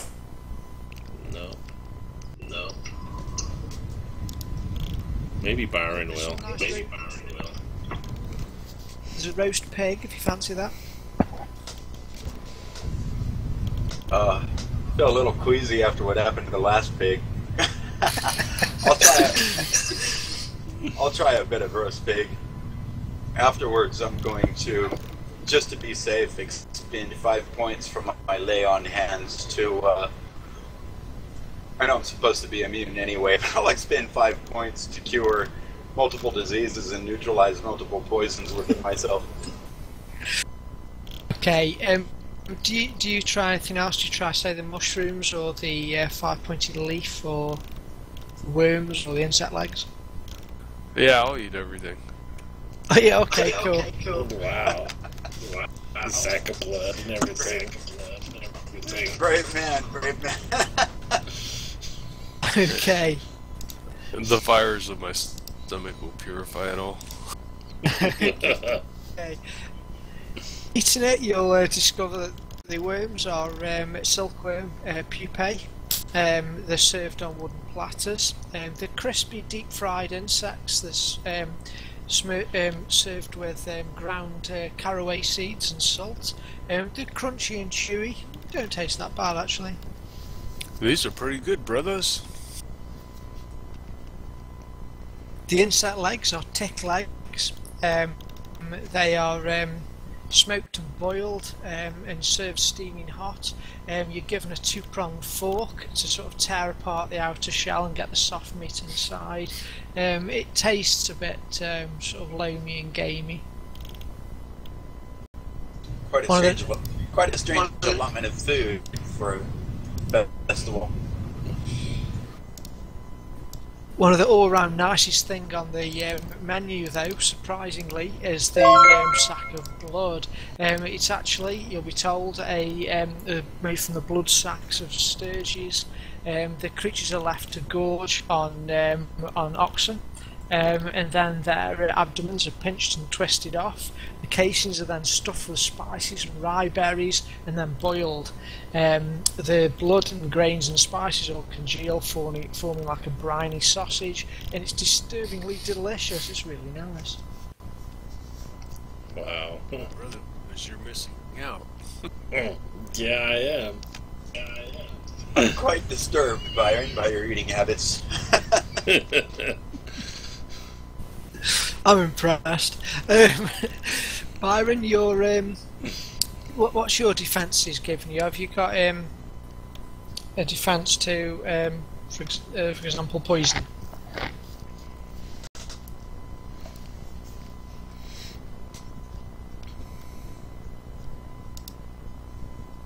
Well, in either case, as you eat the leaves, I'll need a con check from you, please. Con save. All right. Did you cast anything to give you resistance at this point? No. Okay, let's go.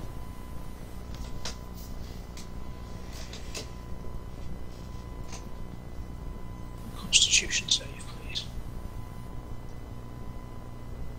Ooh. Okay, after you eat the leaves, the stranger, like five pointed leaves, you'll actually, well, it'll be a little bit after, you'll start to feel a bit sort of lightheaded and a little bit euphoric. You'll find yourself sort of chuckling a little bit at things. You feel a bit sort of sleepy and dreamy. It makes you a bit slower. You are now considered poisoned, so you get a disadvantage on things, I'm afraid. Do I pick up on any change? Any Byron? Perception rolls for the other two. I'll have a mug of ale. We could just Byron's like, kill me now.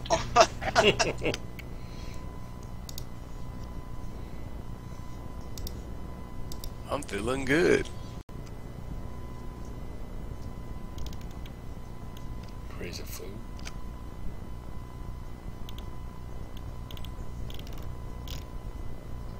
Alright, there's my perception check. Did I notice any change? Afraid not. Neither of you really notice anything else. You're probably keeping your eye too much on the other villagers. Yep, sounds about right.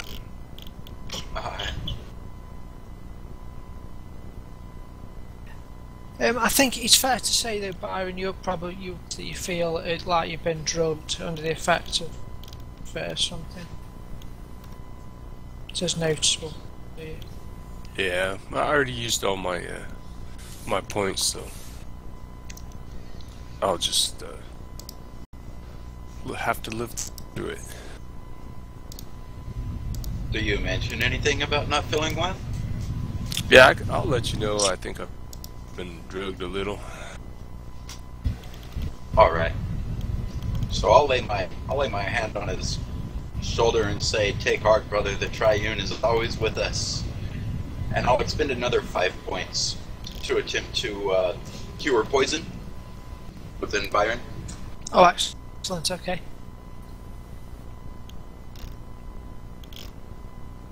Just give him another save or something.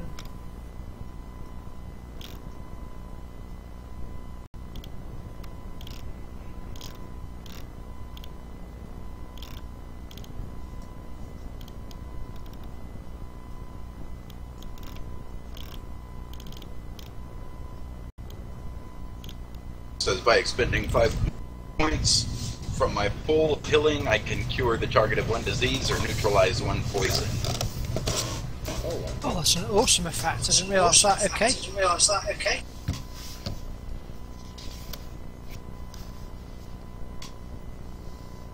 Byron with the... It also says you can cure multiple diseases and neutralize multiple poisons with a single use of lay on hands, expending hit points separately for each one. So, that's brilliant. I'll ask Byron, how do you feel now after I lay hands upon him and expend my 5 points? I feel like a raging dragon. Excellent.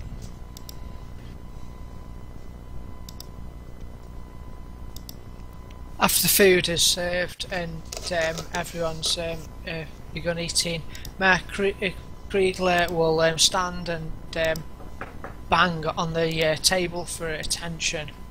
He says, and now the highlight of the feast, the 3 chosen families will present to you, particularly our new guests here, their beautiful teenage daughters.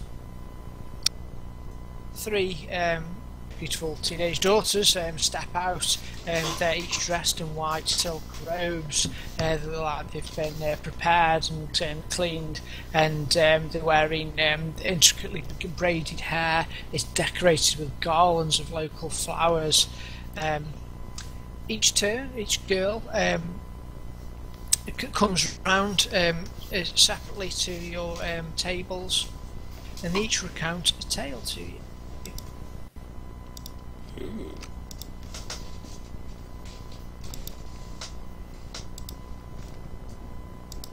The girl who particularly catches your attention is this girl. She curtsies before you and says, "Good evening, sirs. I'm Charles Lepescu."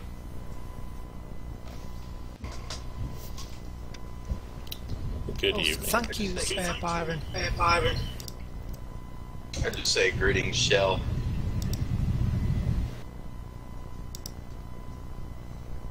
As part of the tradition here, we recount to you the history of our village. So a long time ago, years ago, before the time of our current mayor, his mother, Iola, saved the village from disaster. We were starving. Blight plagued our land.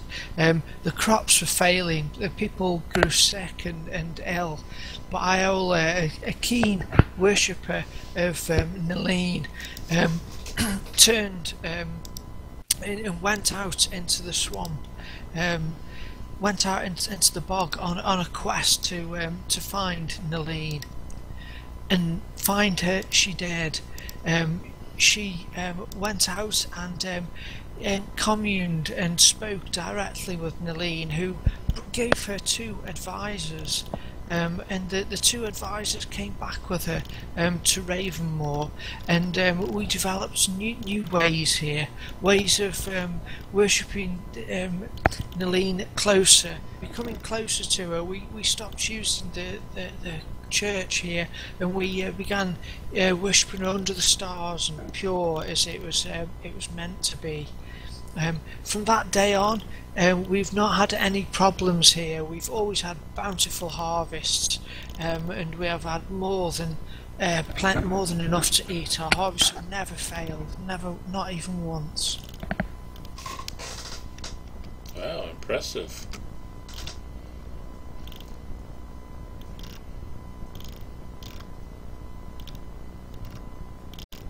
She'll smile and sort of curtsy before you. As she's leaving, she'll give Kelsiki a long look. I'll give her a wink back. I don't think Zanshaw would be able to contain it any longer. Okay. I slam a fist into the table, and I stand up abruptly, and I'm starting to collect the platters of food. I say this is an outrage to all three tenets of my devotion. Honesty tells me do not lie or cheat. Let my word be my promise. My oath of courage tells me never fear to act. Though caution is wise, compassion tells me to always aid others and protect the weak. This meal is tarnished.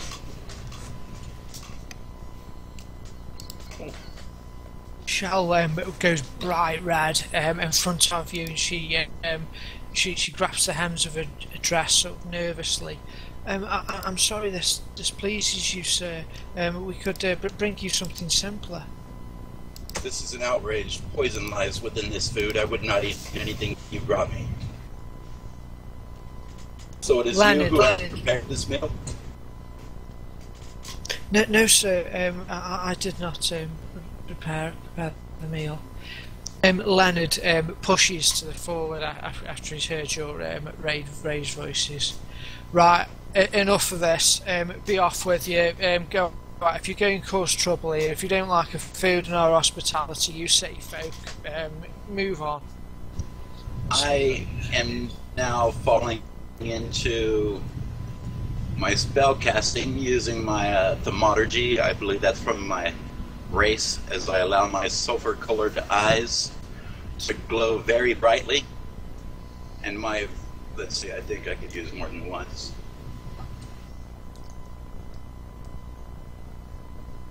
I think you're a little irked. I allow my eyes to glow very brightly, a sulfurous color, and my voice kind of booms out as I yell, "Sit yourself down, Leonard, or be arrested in the name of the Triune." Oh, I'll get up for that. I'll stand up. Intimidation roll, please, and, you can get advantage on that, since as your brothers both sort of stand up to back you up.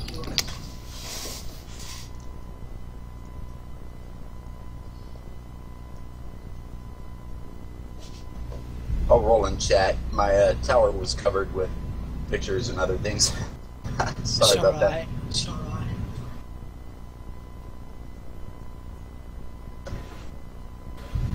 Alright. Good. Now I've forgotten what intimidation is opposed by. I think he get a check. Willpower. Let me take a look at intimidation. When you attempt to influence someone through overt threats, hostile actions, and physical violence, the DM might ask you to make a charisma intimidation check. That's all it says, really. Examples include trying to pry information out of a prisoner, convincing street thugs to back down from a confrontation, or using the edge of a broken bottle to convince a sneering vizier to reconsider a decision. It doesn't say what it could be. Got you. Okay. used Got you. Okay. with. Leonard looks shocked by the change in you. Your glowing eyes, and you suddenly look really fierce, particularly with your friends standing next to you. His mouth, his jaw sort of open wide, and he takes an involuntary or subconscious step back from you. As he does, Andretti, Kriegler, the mayor, will sort of rush or hurry forward and attempt to defuse the situation. Now, gentlemen, Leonard, sit down. I'm going to pour some more power into my thaumaturgy as I have the earth begin to quake beneath our feet, and tell them all that the Triune is very upset with the actions of this town. They are obviously you are all obviously accursed. Something has possessed your thoughts and your mind to shield your reason. The harmless tremors continue in the ground for up to 1 minute. Oh, it made the whole thing tremor. Oh gosh. Okay, there'll be some sort of screams of sort of panic, and some people will start running from the pavilion from the exit. Leonard will stand there, but looks quite shaken, as does Andretti. Shell will start will sort of burst into tears and start running off. A lot of people sort of start taking for cover. All right. I just continue and say, as I have said before, we are here to help you good people. We are here to lift whatever curse afflicts you. It is apparent that something has changed the very way you think. Whatever power it is that has enslaved you needs to be laid low. I demand that you work with us to aid us in shielding you from the evil that has taken over this place.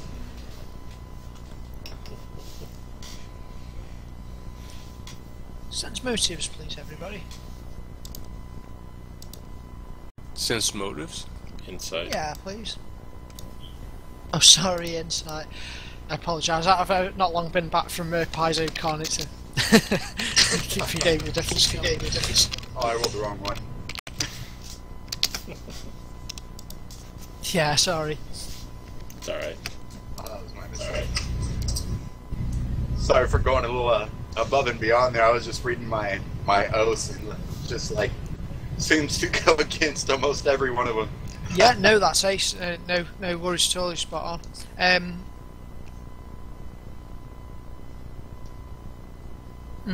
A lot of the people do indeed look quite scared in here. You'll see Shell, particularly, even though she sort of cries and starts running off, she'll stop and look a little thoughtful, and she'll give perhaps a sort of a last glance to you as before she, like she's thinking about something before she runs off through the door with her father Saul. Yeah, a lot of people will scatter. Leonard will stay there, but the shaking continues. Andretti will say, "We meant no disrespect. We are simple people. We perhaps worship and lean in a different way to you, but I assure you, we are honest, hard-working people here." I wish to speak with whoever prepared this meal. My brother has been drugged from your hospitality. That is not something I can take lightly. Not only does it affect my brother, but the rest of the people that sit at this table and eat this very meal. If it should affect one, especially of our order, I imagine it could affect the rest of you even worse. You mean the leaves, the flay leaf? Oh, I'm sorry that has upset you. We regularly eat the flay leaf on the time of the festival. It makes people happy and somewhat sleepy. We always retire early on the festival nights, and this helps. It's just a tradition of our town. We meant no disrespect by it. I believe I must speak with my brothers. Something bodes ill. You have beasts bursting forth from pigs, drugged food, people who are badly scarred from what they say is leeching.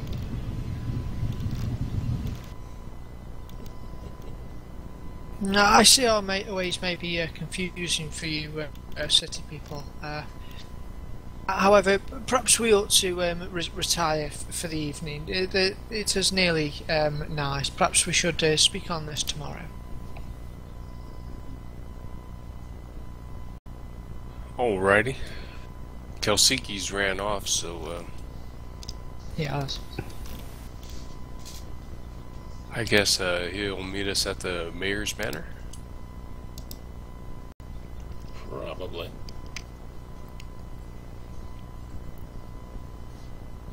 So, what do you think, son? Should we go stay at the mayor's manor and wait for him? We can do that. I say I say we still impose watches, one person outside of a door throughout the night. All right. I don't trust these people. I don't think it may be their intention, but I think they may be cursed or somehow ensorcelled and spelled.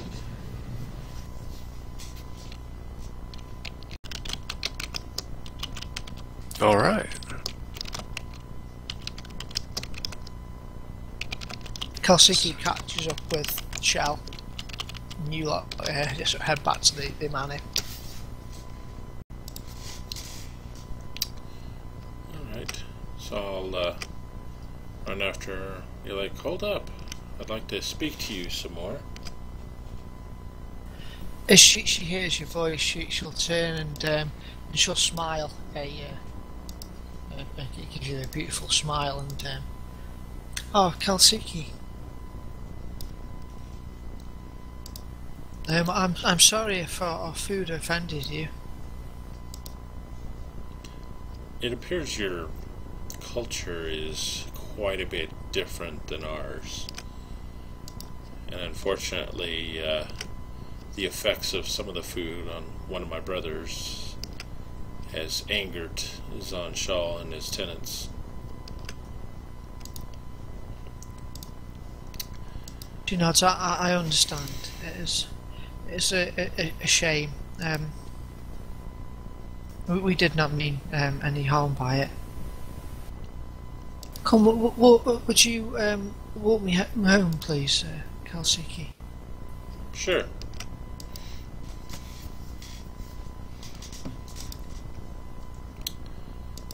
Maybe inside to check Kalsiki. Alright.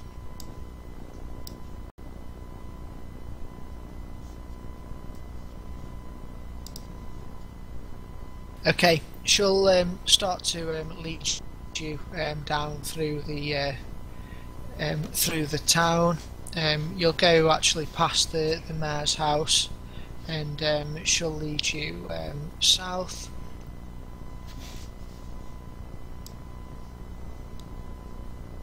Until you get to about there on the map. Okay, make me a perception roll, please. Alright.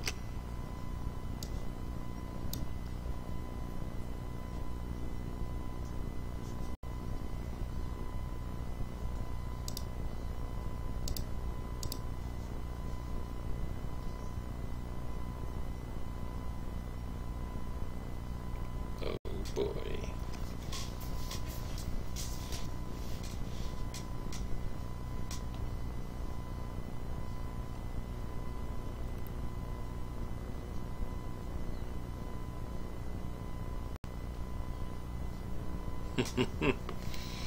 Oh boy. Okay. From the side of you, as you're walking, you see you catch movement in the because there's a lot of sort of cornfields around here, and at the sides you see some sort of movement to the left and right of you. Alright.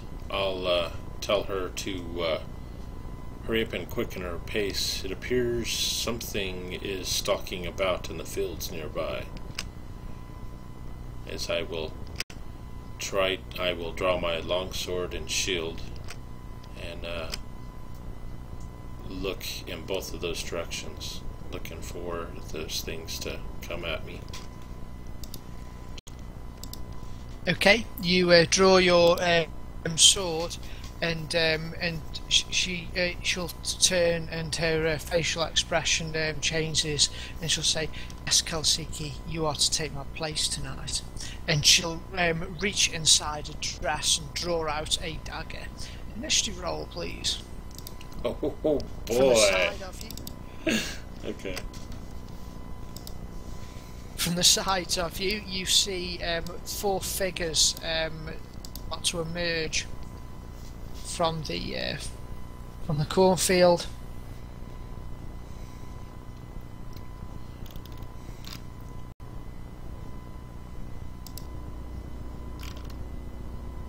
The figures look like this.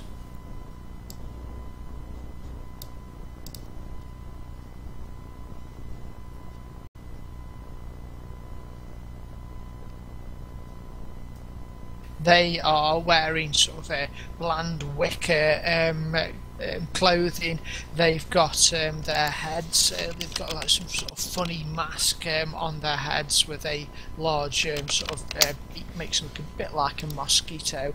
And they've got like branches sticking from the top of the hoods, which like leaf branches look like horns, and they're armed with sickles. The sickles, you'll notice there's a substance of blue-like sticky, poisonous-looking like substance. Oh boy.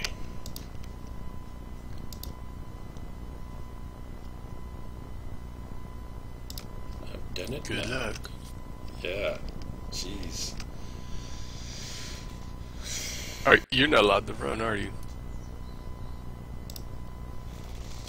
Is that one of your talents? Upstate.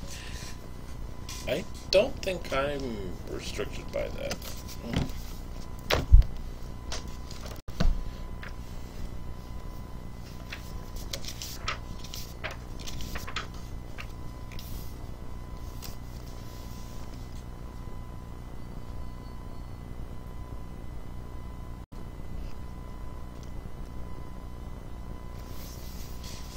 Yeah, I'm not restricted to run, so.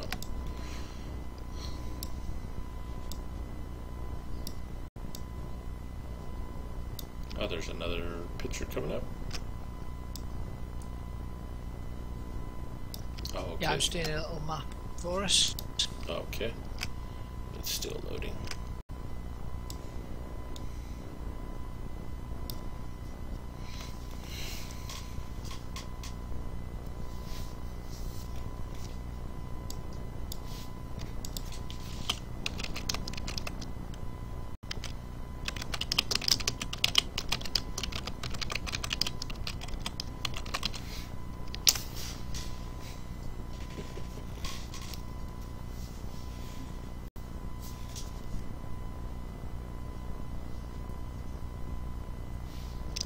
Okay, looks like I got it now.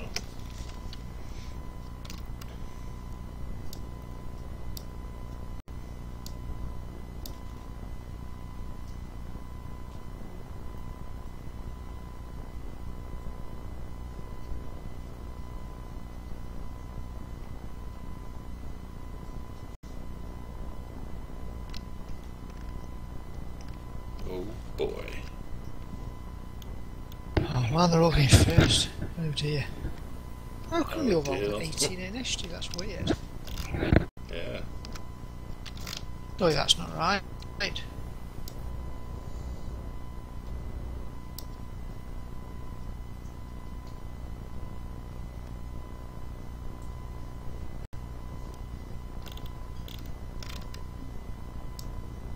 Just wondering whether they rolled the initiative right for them actually. It probably is. I noticed Oh, okay. usually the NPCs roll real high for some reason.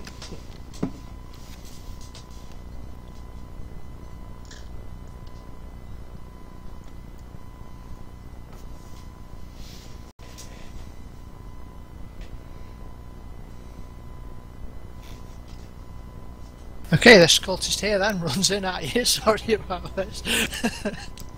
It's alright. I fell for Takes a it. stab at you with a scimitar. Ouch.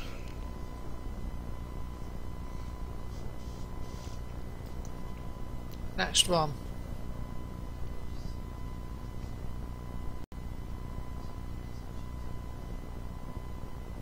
Sorry, scimitar and misses.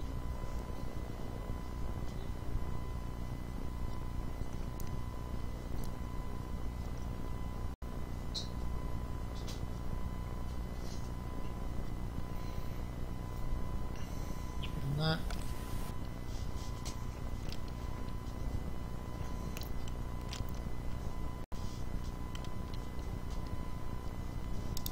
Not good. Oops, I rolled that twice. It's a miss.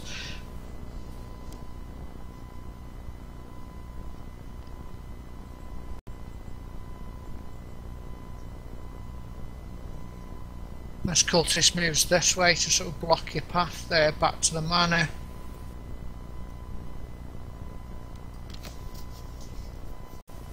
And Shell takes an attack at you but misses. She tries to hit you. It's not with the scimitar though, sorry, it's with the dagger. Gotcha.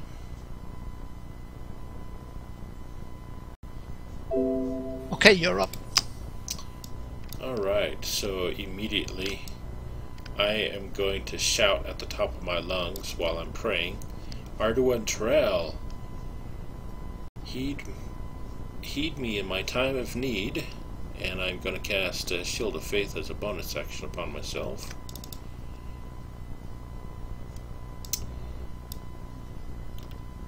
Let's see, did it work? Zonshal and and Byron, I'm sorry, you can have a perception roll because he just shouted at the top of his lungs and he's not that far away from you and it's quite quiet here in the town, so there's a chance you might hear it. Alright. Sorry, man.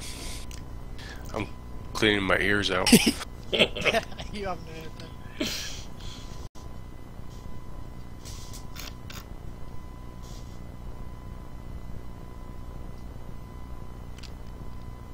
Is that your oh, Zonshal.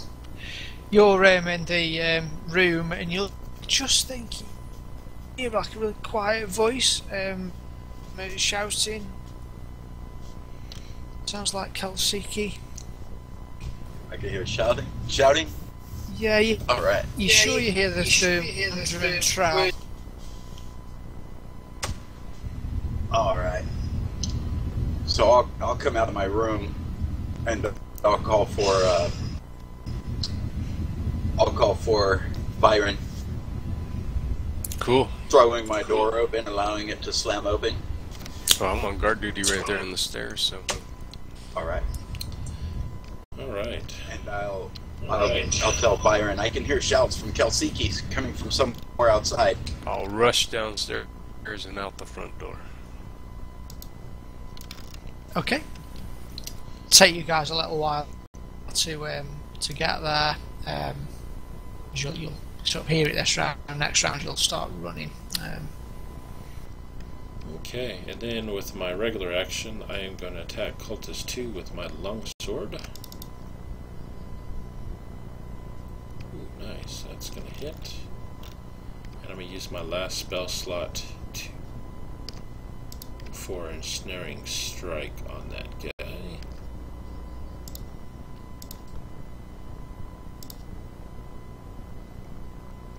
Nice.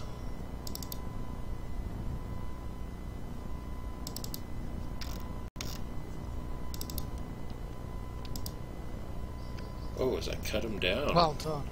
As a bunch of spikes come up out of the ground and also ensnare around his legs and start pulling him into the ground.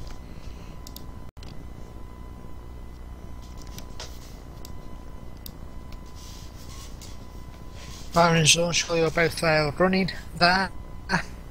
Yeah. I didn't even bother putting on my armor. I'll rely on a spell. So, I suppose my plate mail would be in my room. I'm not sure. Well, if you weren't wearing it at the feast, then I guess it would be. Yeah. Well, if I was sleeping in and Byron was on watch, I definitely wouldn't be sleeping in plate mail. I'm not sure you'd have got that far because Kelsey kind of just wandered off the shelf for a bit. Oh, so you probably wouldn't have actually got to bed. You'd have been, preparing to get to bed probably. I like that. Sounds good. No, I think it is fair what's happened really. Kelsiki only sort of ran after Shell and then agreed to walk her back home. It's kind of all that happened really. Alright. Yep.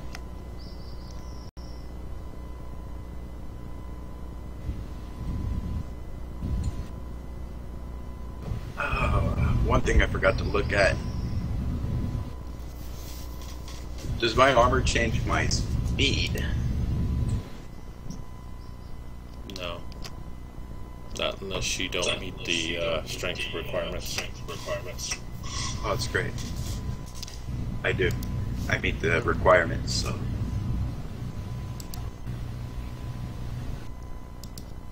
Okay, this the cultist just beneath you shouts out, "Soul, my love, no!"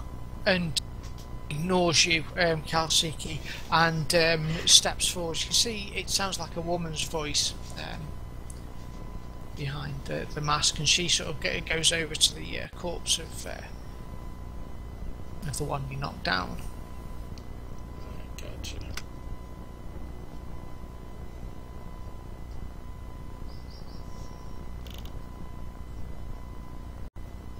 This cultist here says, "No, it's not meant to happen like that." Runs round the edge, that also to the fallen cultist. This cultist just legs it. He goes off he heads off eastwards into the cornfield. Shell will say, "Kalsiki, no, wait, stop," and she'll start crying, tears rolling down her cheeks. We just wanted you to save me. This is I'm sorry. This is a sure funny way for me to save you, by attacking me in the middle of the night. We never thought you'd agree. I'm due to be sacrificed tonight. But the only chance of saving me would be if we put you in my place. And you didn't think you could just ask me?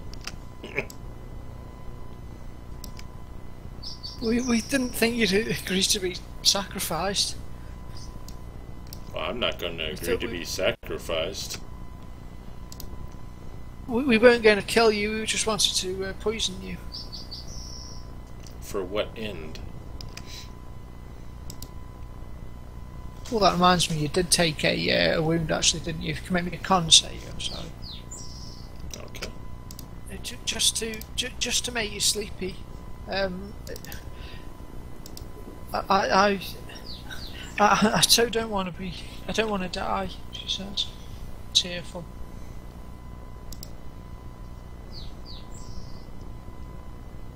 Then you must fill me in on exactly what is going on and who is behind this all. For if you do, I will save you. Me and my brothers will save you. At that point, just as you're saying that, Kalsiki, your brothers both run, both appear on the scene, coming to your aid. You'll just basically both of you will catch the last part of that, saying, "If you tell us everything, we will help you."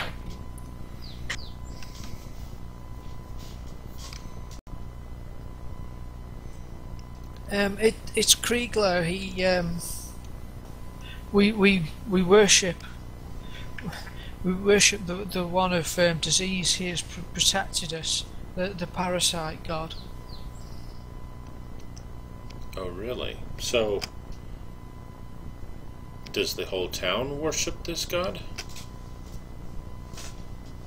No, not the whole town. Just the select cult here. Probably about 30 of the town. You think the town's got about 150 people in it. And that altar that you have in town, that's a different god. How does that god play with this other one?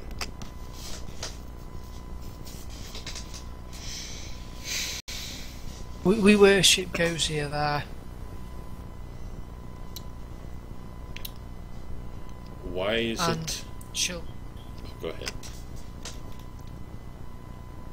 And she'll turn and sort of look over to the east of where you are. You can see a ramshackle building in the distance, and she'll nod over to there, and she'll say, "It's where the sacrifices take place."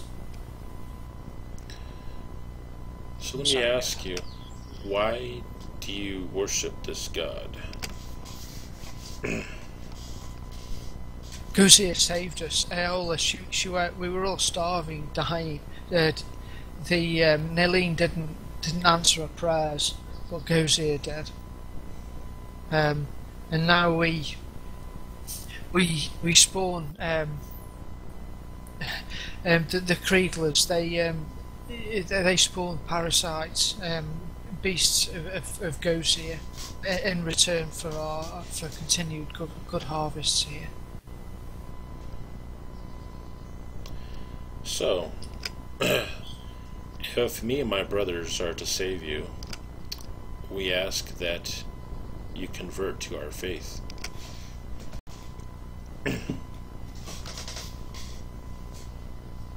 We have no wish to die. It's fine, but it was all going so well. But then Kriegler, he started doing these fertility rituals. But I don't know what for, and he wants to. He's sacrificing the daughters in the town. We will convert. We've been led astray by Kriegler. And is Kriegler in that building over there? She'll nod. He'll be preparing the ritual. Alright, I'm gonna look into her eyes and see if I can tell if she's trying to deceive me more or if she's being truthful. Okay, you can all do that in here. You can also have advantage on it actually because you're. Okay. So I'll just roll twice then. Because of the cumulative evidence kind of thing. Your okay, cool. Byron and Kalsiki, you think she looks quite terrified. Actually, she looks scared of Kriegler. She looks scared of what the cult and the village has done. It looks like out of desperation, they've turned to this god of parasites to save them. But now the village is reaping what it sowed in that respect, and the gods demanding sacrifices and the like from the people here. She's scared, and does look quite sincere that she wants out of the situation. Gotcha. Now I'm just trying to place who Kriegler is. That's the mayor. Sorry, he's the mayor, yes. Ah, okay. I was thinking he would be behind it. Alright, so I will tell her to gather what cultists that are willing to convert over and to where's a safe place where all of you can gather until we can fix this situation.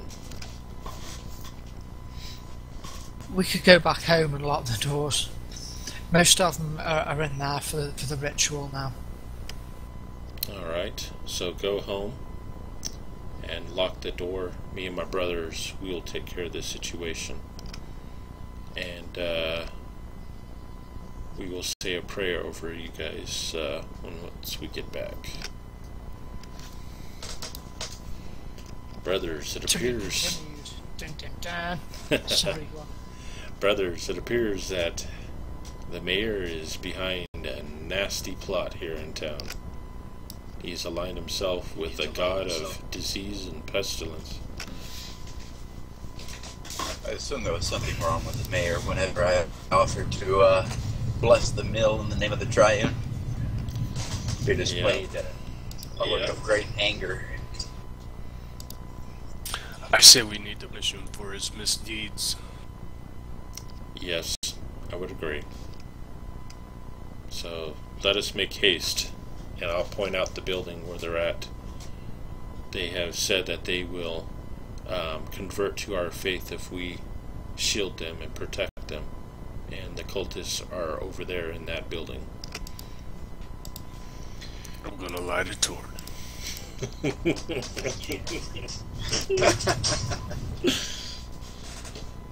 Okay, folks, and at that point, the curtain comes back down, and you get the to be continued next week on the D&D Monday Night Game. Fella, it's getting kind of late here, and next bit is yeah, it should keep us good for next session. You all did ace then, some dead good role playing. Yeah, I was amazed you didn't start chopping everyone up, you know, paladins, but you did. You did it cool. Yeah, that was pretty good. What did you? Yeah, thanks. Oh, excellent. Well done, everyone. Next week, then you can take on the cult and part of their lair. Yeah, sounds good. Thanks, Bill. All right. Thanks, Bill. Yeah, thank you, Bill. Good game. Thanks, Bill.